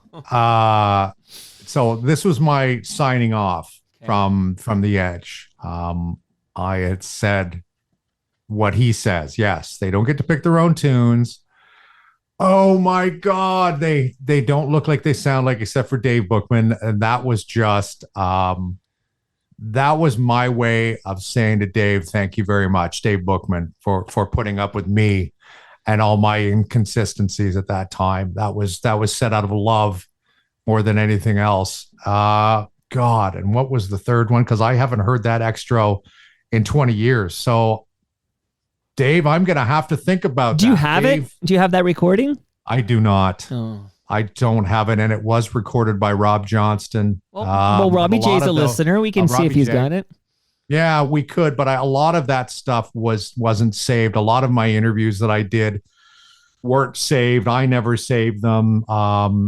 Boy, what was the third thing? God, you really got me stumped. This is where a stalker comes in handy, because stalkers will record everything and archive it all. That's why it's good to have a technically savvy stalker. radio. I'm just, boy. Okay, if it So comes Dave to you, and I, Dave, can I just tell you quick, Dave? oh my God, Dave yeah, Bedini I story? love great FOTM, Dave Bedini. Let's go. So if it wasn't for Dave Bedini, I wouldn't have scored a hat trick on Gord Downey. Oh, Yeah. So quick story. So yeah, go ahead. Dave and I used to play hockey every Thursday at McCormick Arena in Parkdale. Yeah. And we would there was a whole bunch of music guys and guys that weren't in the industry as well. We all got together and played hockey 11 o'clock, I think it was, on Thursday nights. And so then there was the other games kind of going on too. And Dave was kind of entrenched with playing with a whole bunch of different guys. And one afternoon he called me out of the blue and said, "Hey, we got the smaller rink at McCormick. By the way, I don't even know if McCormick is still there. Do you?"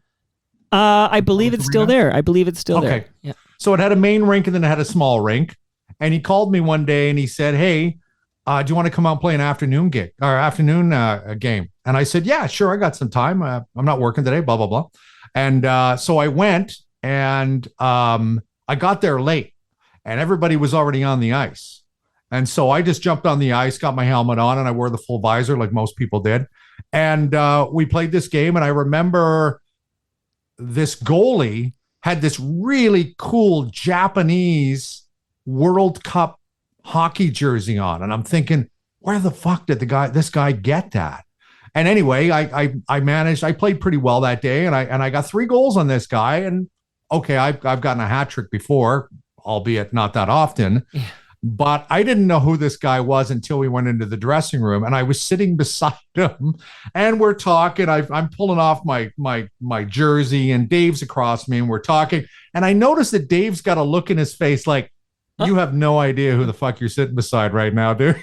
Right. And I'm like looking at him, go, why is he looking that way? And then I'm talking to this person beside me, sitting beside me, and I said, "Where did you get that jersey from?" And he's like, "Oh, I got it from Japan." And I said, "Really? You've been to Japan?" He goes, "Yeah, a couple times." And at this point, I'm still not cluing in as to who it is, right, until I turn to my right and I go, "Can I take a look at it?" And he looks up at me and I went, "Oh, hey." This story is fucking amazing, brother. Yeah, and it was Gord, and he was very kind, and I just kind of for a second went, "It's Gord Downey." And you got a hat trick against him. And I got a hat trick against him. At the lonely end of the rink. That's my claim to fame. That's my number one thing I tell people. If they ask me, "Tell me something about you that people don't know," I will tell them I got a hat trick on Gord Downey. Oh, that's amazing. Did Jim Cuddy play in this game by any chance? So Jim didn't play in that game specifically, but Jim was a regular on the ice with us for a period of time there. Let me just say, first of all, Jim Cuddy is a good hockey player. He is a good hockey player. Well, he looks a little like Wayne Gretzky, right? He's got a bit of a Gretzky-esque look. He can move. He can skate, or he could. I mean, I don't know if he still plays. Yeah, but I think he still plays. I know that Greg Keeler was, Keeler was a great goalie. He took some shots against Team Canada or something. Merrick told me this story. I couldn't believe it. Yeah. That's right. I remember Summit Series. Yes, correct. They brought Greg Keeler out. So anyway, Jim was really good too, but him and Dave never got along on the ice. This is where I'm going with this. Well, I had Jim Cuddy on. I went to the woodshed, chatted up Jim, and Jim went off on Bedini for his elbows in the corners, and and then I had Bedini back because Bedini came back, and I played the clip of Cuddy, and we had a pretty good chat about the Dave Bedini persona on the ice. So my best friend Mark that I mentioned earlier, he was the goalie for Dave's team, the Morning Stars. He was the goalie for that team. So I got to know, I played for the Morning Stars briefly, but then I went to another team called Boom, which was kind of a put together team of a bunch of Maritimers and a guy named Pete Gaffney, who was the captain, who was an amazing hockey player. And we would play in this tournament called the Exclaim Cup every year. And we were fortunate enough to win it a couple times, as was Bedini's team, Mark's team, the Morning Stars. It was quite the culture back then. We had music and we had hockey as well. And I know Dave is, probably the furthest guy from commercial radio. But the one thing I always liked about Dave Bedini was he always respected the fact that we were radio guys first and corporate guys second. You know what I mean? And so Dave and I were pretty good buddies on the ice, even though he did have big elbows and he liked to slash like you wouldn't believe. He's an intense hockey player. Well, but yeah, that's hockey. That's hockey. I mean, this is the band responsible for the Ballad of Wendell Clark parts 1 and 2. So, he comes by it honestly here. Okay. I forget how important that guy's band is to the country, to the nucleus of this country. It's unbelievable. And it's an Etobicoke band, right? So even that video for the Ballad of Wendell Clark parts 1 and 2, you can see the old Mill Donuts, which is long gone, but I went to high school down the street from Old Mill Donuts, and it's just nice to know there's some film out there where I can still see it. Just go to YouTube and find the video. Now you've carried the torch for the city of Etobicoke because, look at you now, Mike. Look at me now. Okay, and you've been amazing, by the way. I'm going to cook with gas now on these final items here, but okay. Recently, we did a lexicon episode of Toronto Mike, the FOTM lexicon, and I think it was really early January, and Tyler Campbell, the VP of Sales, and Cam Gordon, they visited me, and we played clips of the origin for these terms that made it into the TMU lexicon, the glossary of terms, and that come up over and over again, because you mentioned that he was there became something we would reference. He was there, or he wasn't there. I should be more specific. Right. And that came from you talking about Alan Cross. And I try not to use that too much because I don't think it's fair to you. And I really have backed off of it. But okay, it made it to the lexicon episode of Toronto Mike. He was there. And then the clip got played. This is early January. We're now late January. But in this clip of you talking, you just dropped the name Shagasaurus. Like you just drop it in the mix and you keep going. And then I thought I guess I didn't ask you in real time when you did it the first time, but I wondered who Shagasaurus was. And I just don't know this name, Shagasaurus. But your brother Bill, Bingo Bob, you guys have your nicknames. Bingo Bob Willette was coming over for an episode of Toast. And I said, hey, Bingo Bob, do you know who Shagasaurus is? And Bingo did a pretty good job giving me the 411 on Shagasaurus. But now that I have you back on the program, for the record, since you dropped the name first on Toronto Mike, please tell us who is Shagasaurus? No idea. Kidding. Mike Rice. Because even I know it's Mike Rice at this point. So again, to most people, they're going to say, who's Brother Bill? Who's Neil Morrison? Who's Mike Rice? So Mike was a producer at The Edge, who is a dear friend of Marty's and a dear friend of mine. Saw both of us at our worst, saw both of us at our best, and always had our backs. He would help Martin out for a lot of the club gigs. He would help me on Live in Toronto. He was a guy that was trying to get through the door of the industry to kind of get in there and show what the amount of talent that he had. And I'm glad that I always told him to stick it out, because there was a lot of people we worked with who didn't make it. They just kind of gave up, and they really shouldn't have, because they were super talented. Another guy named Ivan Cabraja, or I remember a guy named Dave Magro, who, again, names that don't mean anything, but they were people that deserved a chance and never got the opportunity. Mike got the opportunity. He ended up going to EMI, getting a pretty good job there, but unfortunately EMI was swallowed up and he lost his job again. Now he runs a company that hopefully I get this right.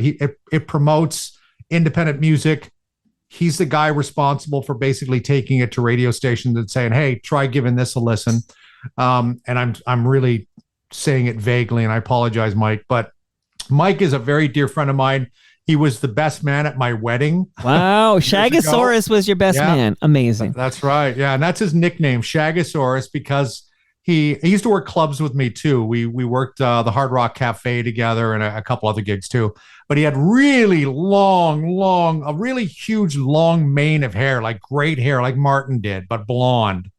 And so when I met him, he said, oh, my name's Mike, but everybody calls me Shag. So Shag is what we called him, and then it just evolved into Shagasaurus. So Mike's doing real well. He lives in Mexico most of the time now, or some of the time, and then he's in Toronto as well. I stay in touch with him. He is definitely one of my best friends as well, and he's a wonderful human being. Shout out to Shagasaurus if he's listening in Mexico. I'm going to play a clip. I think Captain Phil sent me this. We were talking about Doug McClement, and we were talking about CFNY festivals and all this, but I'm just going to play this as a way to talk about somebody else. My name is Martin Streak. I'm from the FM 102 Video Roadshow. How's everybody doing? Everybody doing all right? Come on, you got to do a little bit better than that. Is everybody doing all right? What a hot day. Happy birthday, Canada. Put your hand in the air for Canada. It's Canada's birthday. All right. Would you please welcome to the stage, National Velvets. Yeah. All right, I want to play the National Velvet, but I'll bring her down. Now, coming soon, a sad milestone. I don't even know what the term is. A sad anniversary, a tragic anniversary, but it'll be 15 years this summer since Martin Streak passed away. And you mentioned him a couple of times, but what are your... I don't know what you can say further except it's 15 years. Yeah, I did not know that. Martin, I don't know what I can say anymore about Martin. I don't really have anything new to share or pontificate about him. He and I were, for those who haven't really been following along the last times I've been on, he and I basically came up through the CFNY and the Edge together. He ended up going to the club side of things and the Thursday 30, and I ended up going up, from the overnights to split shifts, which was a couple of evenings and weekend shifts, and then to afternoon drive from there. Whereas Martin went up through the clubs, and then in 2004 I left, and Martin stayed, and I had seen Martin a couple of times out here in Vancouver, and he was going through some pretty tough times, as I was at the time. But the difference was Martin always faced his demons. I never did. I kind of suppressed them, and the last time I saw him, he had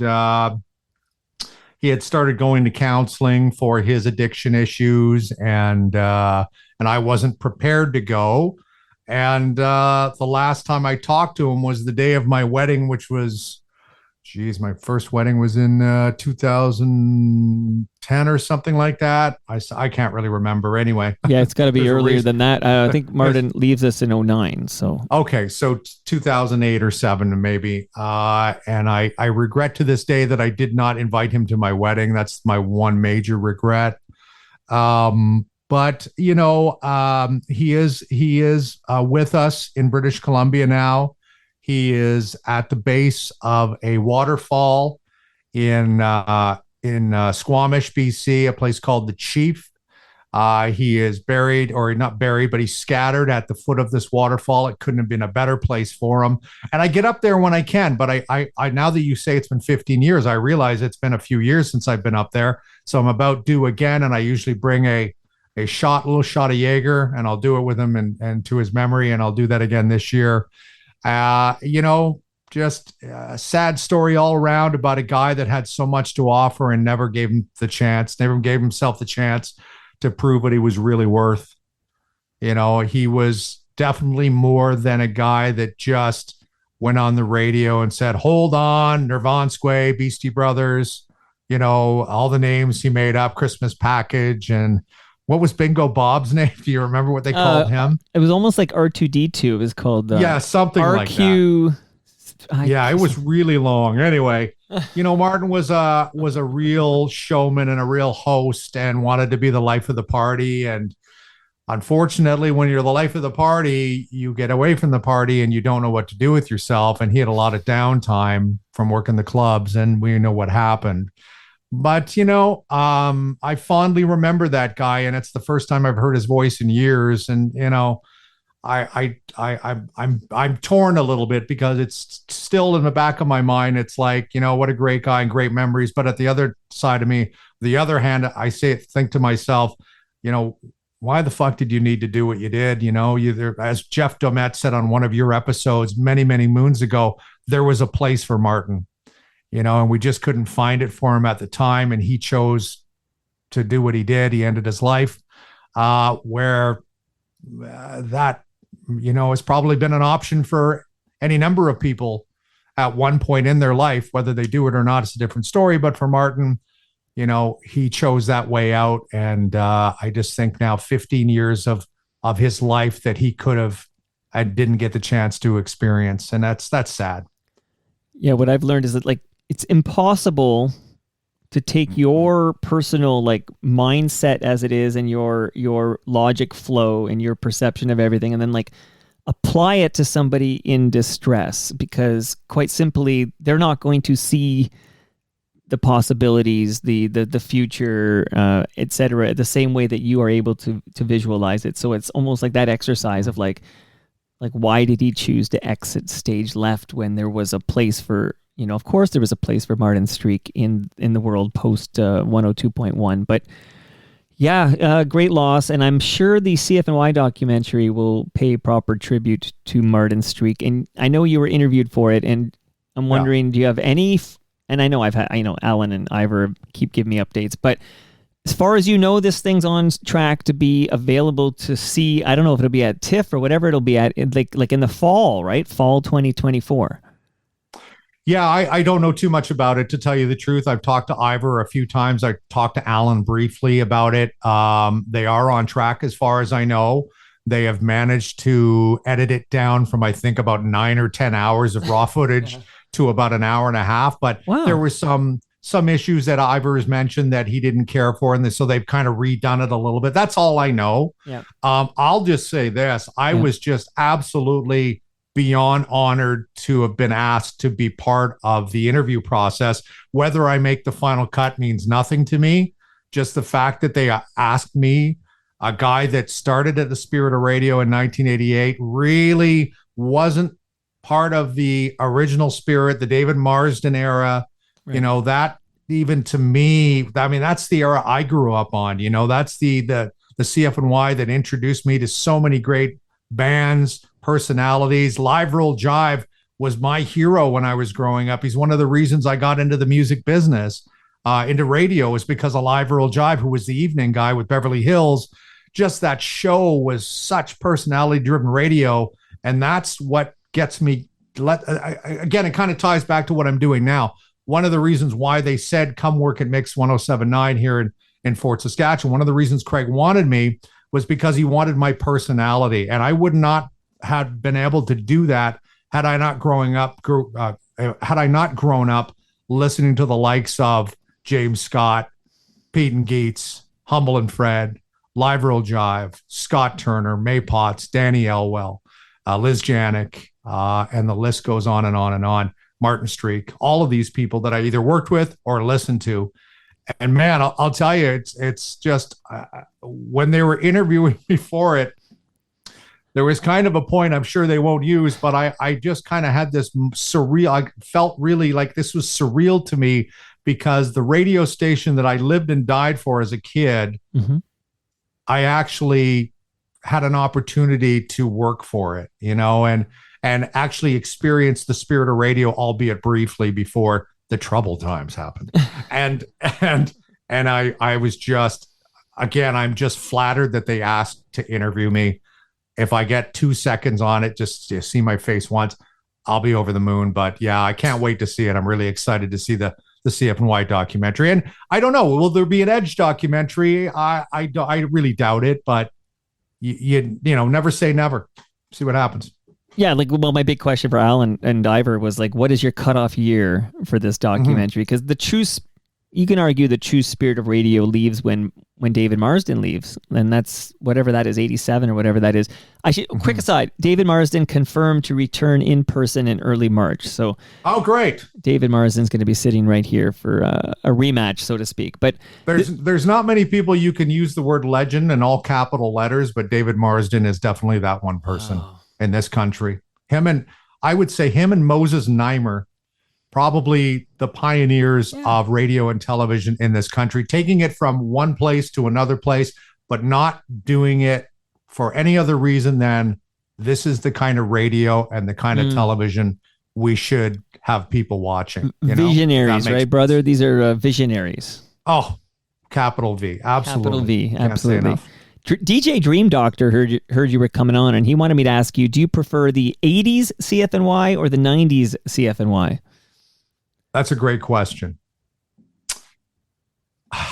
Wow, that's a very, very good question, because I was listening. I was a listener in the 80s, but I was part of it in the 90s. Right. Wow. See, DJ Dream Doctor brings the heat. He brings the heat. That's a fastball right down the plate. Yeah, but you can hit those out. This thing's got a little like slider dip on it, like Dave Steve style. For sure. That's a great question. I'm going to say, because of my age, when I was listening to CFNY in the 80s, I would have been 15, 16, 17, 18 years old. And those are the prime real estate years for music and what you like, right?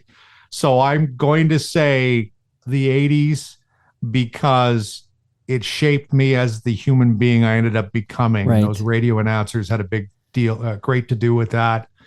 But the 90s were very, very special. Here's something that Martin Streak said to me once when I first found out that I had gotten the overnight job on a regular basis, because they'd been trying me out for a while.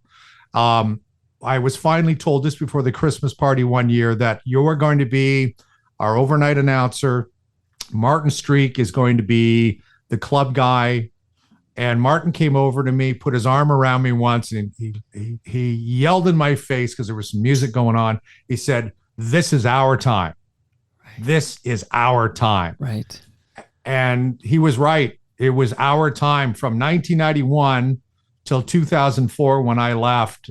Maybe I had stayed outworn my welcome a little bit, but the 1990s at CFNY at the Edge were our time. And it's ironic that on the first Billy Talent album, there's a song where Ben Kowalowitz repeats over and over again, "This is our time." Now, I'm sure that Ben doesn't know that story, but whenever I hear it, I think of Martin and I think of him saying that to me. This is our time. So I hope I answered. Perfect DJ answer. Dreamcatcher? Is that DJ Dream Doctor? Dream Doctor. Sorry, Mr. Dream Doctor. I hope that answered your question, but I will go with the 1980s. Well, I did have a little chat with Ben outside we had a party for Marty. You zoomed in or remotely connected. It was at the Opera House, and I met Ben there, and he does want to come on. Like at some point, Ben will be on Toronto Mic'd at some point, and Has he not been on yet? No, I know, and I've tried. I've taken a few runs, and he's like, "I love the show, but the timing just never worked." I will ask him about that line, and if it's about Martin Streak.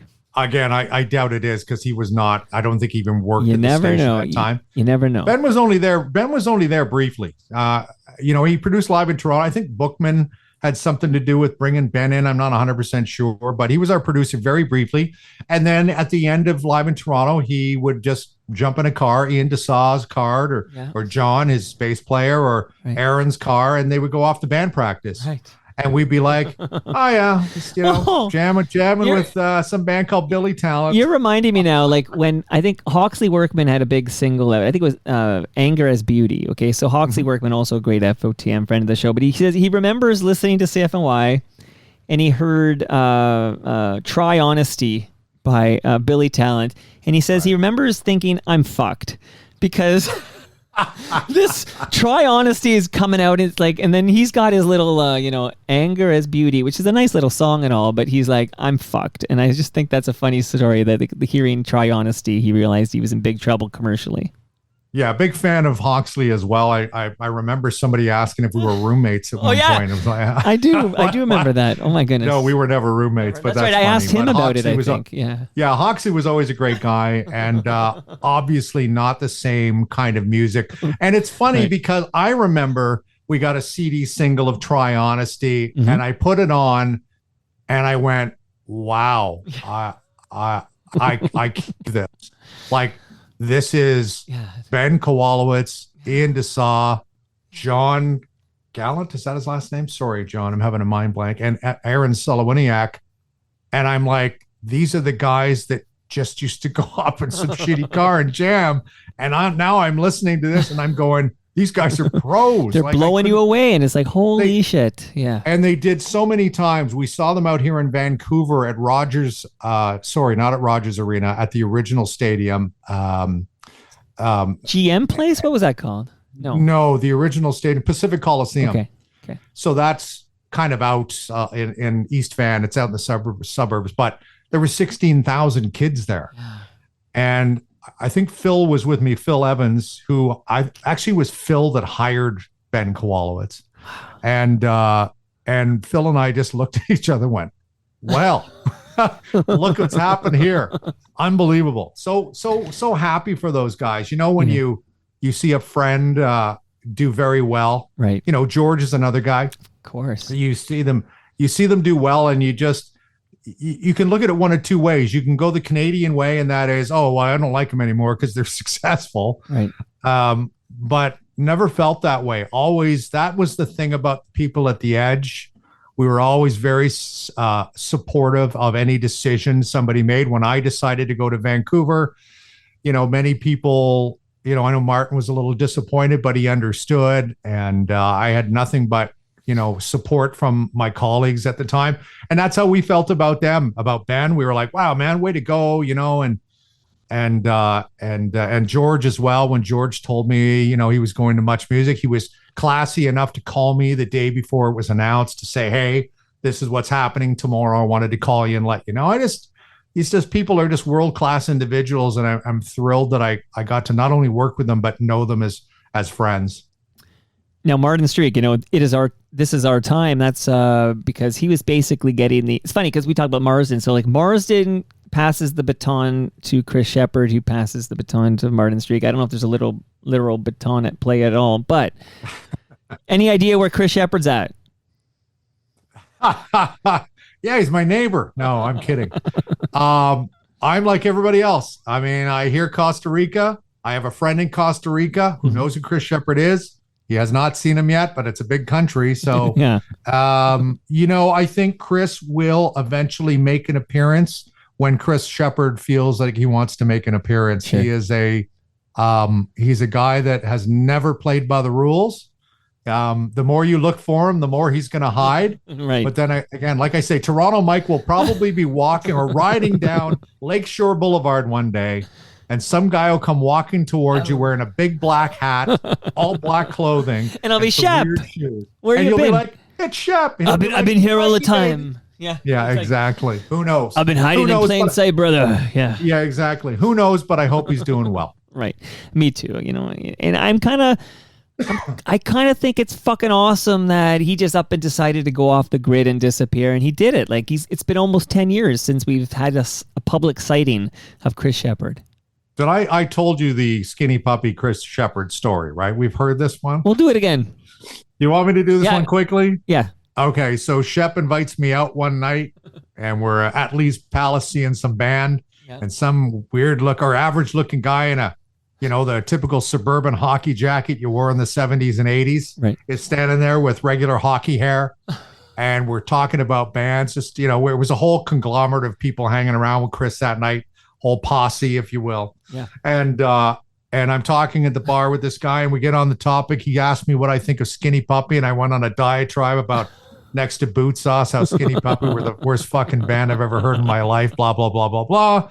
Go to another bar. I hadn't seen Chris in a while. All of a sudden, the bar parts, and Chris comes sliding down the middle. I was talking to this guy again. His name's Kevin. So I'm like, oh, Kevin, you seen Chris around? He goes, oh, yeah, he's around there somewhere. And all of a sudden, Chris comes running up. He goes, hey, Billy, because he called me Billy back then. I don't know why, but I knew, because my hair looked like Billy Idol's. That's why. So he says, hey, Billy, have you met Kevin Key from Skinny Puppy? And I'm like, oh, shit. After I went on a 10-minute diatribe back at Lee's Palace about what a fucking shit band they were, that was a foot and mouth moment. I'll tell you that. Amazing. Love this. Yeah, greatest hits. Okay, so we're done essentially, but you're still being recorded, so don't go off on anybody right now. I'm going to play a little bit of it, but like it's the greatest hits time. So I'll just shout out somebody who heard you were coming on. His name is Paul Sagan, and he's like, you have to play this song. So I'm going to play like 20 seconds of this song just because I was told by Paul Sagan I have to. So here we go. The brother man Bill is a brother living at the top of the hill. The brother man Bill is a brother with the brother man Bill skills. The brother man Bill got a bottle of brother. All right, I'll bring it down because that's pretty much the song over and over again. But it's weirdly catchy in that I found myself singing along to the Brother Man Bill song. So if you want to hear, I had to play that for you, brother. Going to say, I've never heard that before. What is that? I don't even know what that is. Look, I know very little more than you do. I just know it's called Brother Man Bill. Paul Sagan told me to play it, so I did it. But here's the song I really want to play. Again, we're going to do about 30 seconds of this, and then I'll bring it down. Would you please welcome to the stage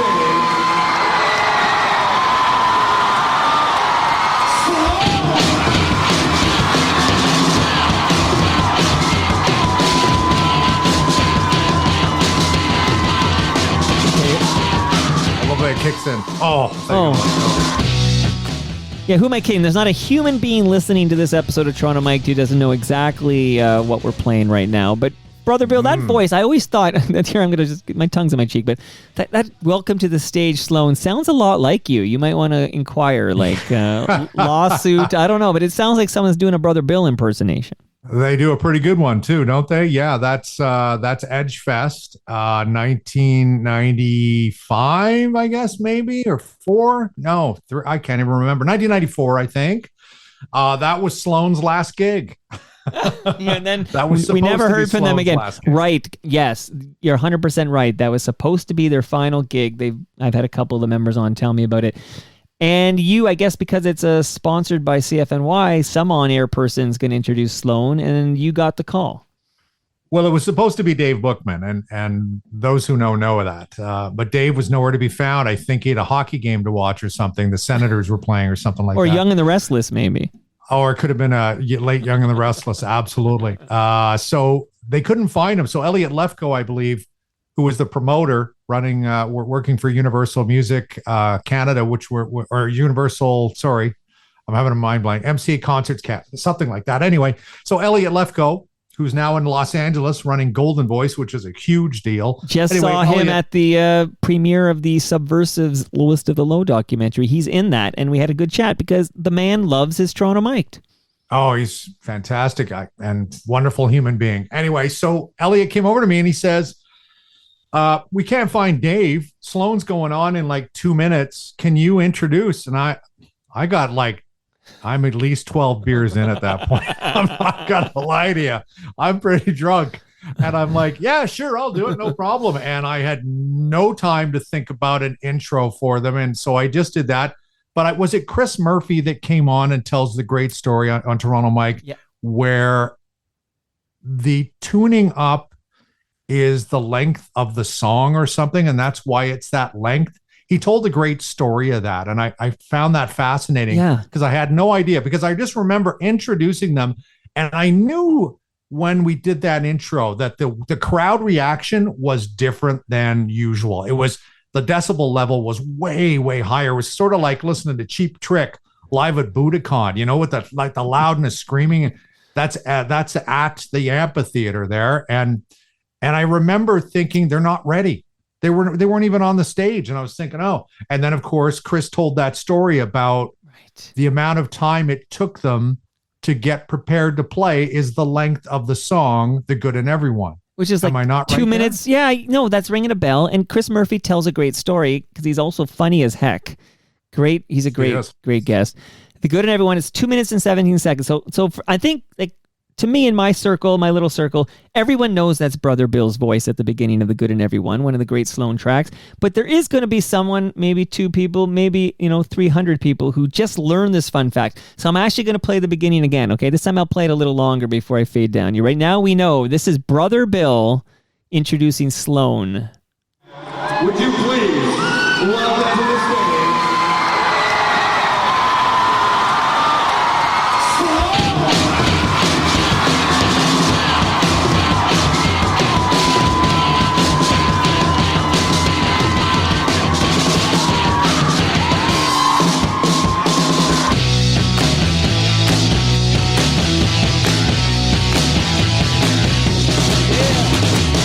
First off, here's what you do to me.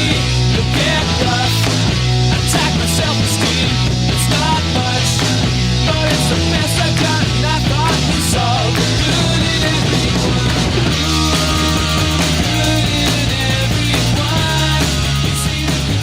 Now I want to hear the whole 2 minutes here. I will say, Brother Bill, hearing that song, which I still love, from that band that I still love, and thinking about listening to, you know, the Edge 102 when I was going off to university, and maybe, of course, before that, but at this point when this song comes out, and then listening to the radio and hearing Brother Bill on the radio playing the songs I love, like I got a huge like wave of nostalgia overtaking me right now. And I got to say, you're a big part of these memories, man. So it's like a privilege I get to actually have a one-on-one honest chat with Brother fucking Bill.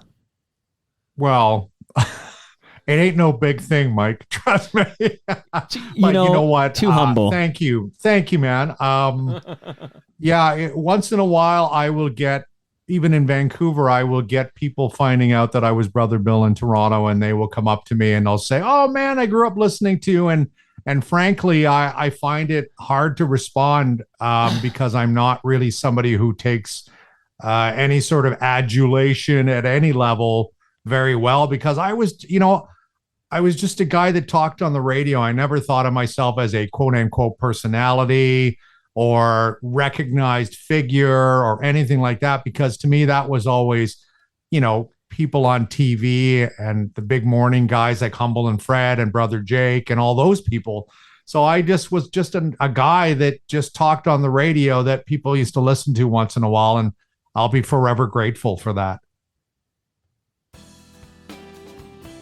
And I'm grateful that you say yes when I pester you to come back on Toronto Mike, and this won't be your last appearance, but this is really your second true one-on-one Toronto Mike episode, and you hit it out of the park again. You're 2 for 2, buddy. Thanks for having me, Mike. It's always a pleasure. And if you don't mind me saying, just a little promote the radio station work for now, if you don't mind. Okay, so you can listen to us. It's Mix 1079. heartlandnews.ca. You can go there. It's our news site because we're a big news station too. But you can go to heartlandnews.ca. There's a live link there, and I'm on from 6 until 10 o'clock your time. So Eastern time. That's an Eastern time. Eastern time. I'm on local Edmonton time from 3 until 7, but that would be 6 until 10 your time, I believe. Congrats, man. Great to have your voice back on the radio where it belongs. And congrats on all these things coming up, Brother Bill here. Seriously, just really like rooting for you hard over here in Toronto. And one day, maybe I'll actually get to meet you. One day that will happen, Mike. Thanks for having me. You're a fine Canadian. And that brings us to the end of our 1,419th show. You can follow me on Twitter and Blue Sky. I'm at Toronto Mike. And much love to all who made this possible. That's Great Lakes Brewery. That's Palma Pasta. That's Recycle My Electronics. That's Raymond James Canada. And Ridley Funeral Home. Join me tomorrow when I have both Ray Don Chong and Mary Jo Eustace on the program. I think that'll be fun too. So see you all then.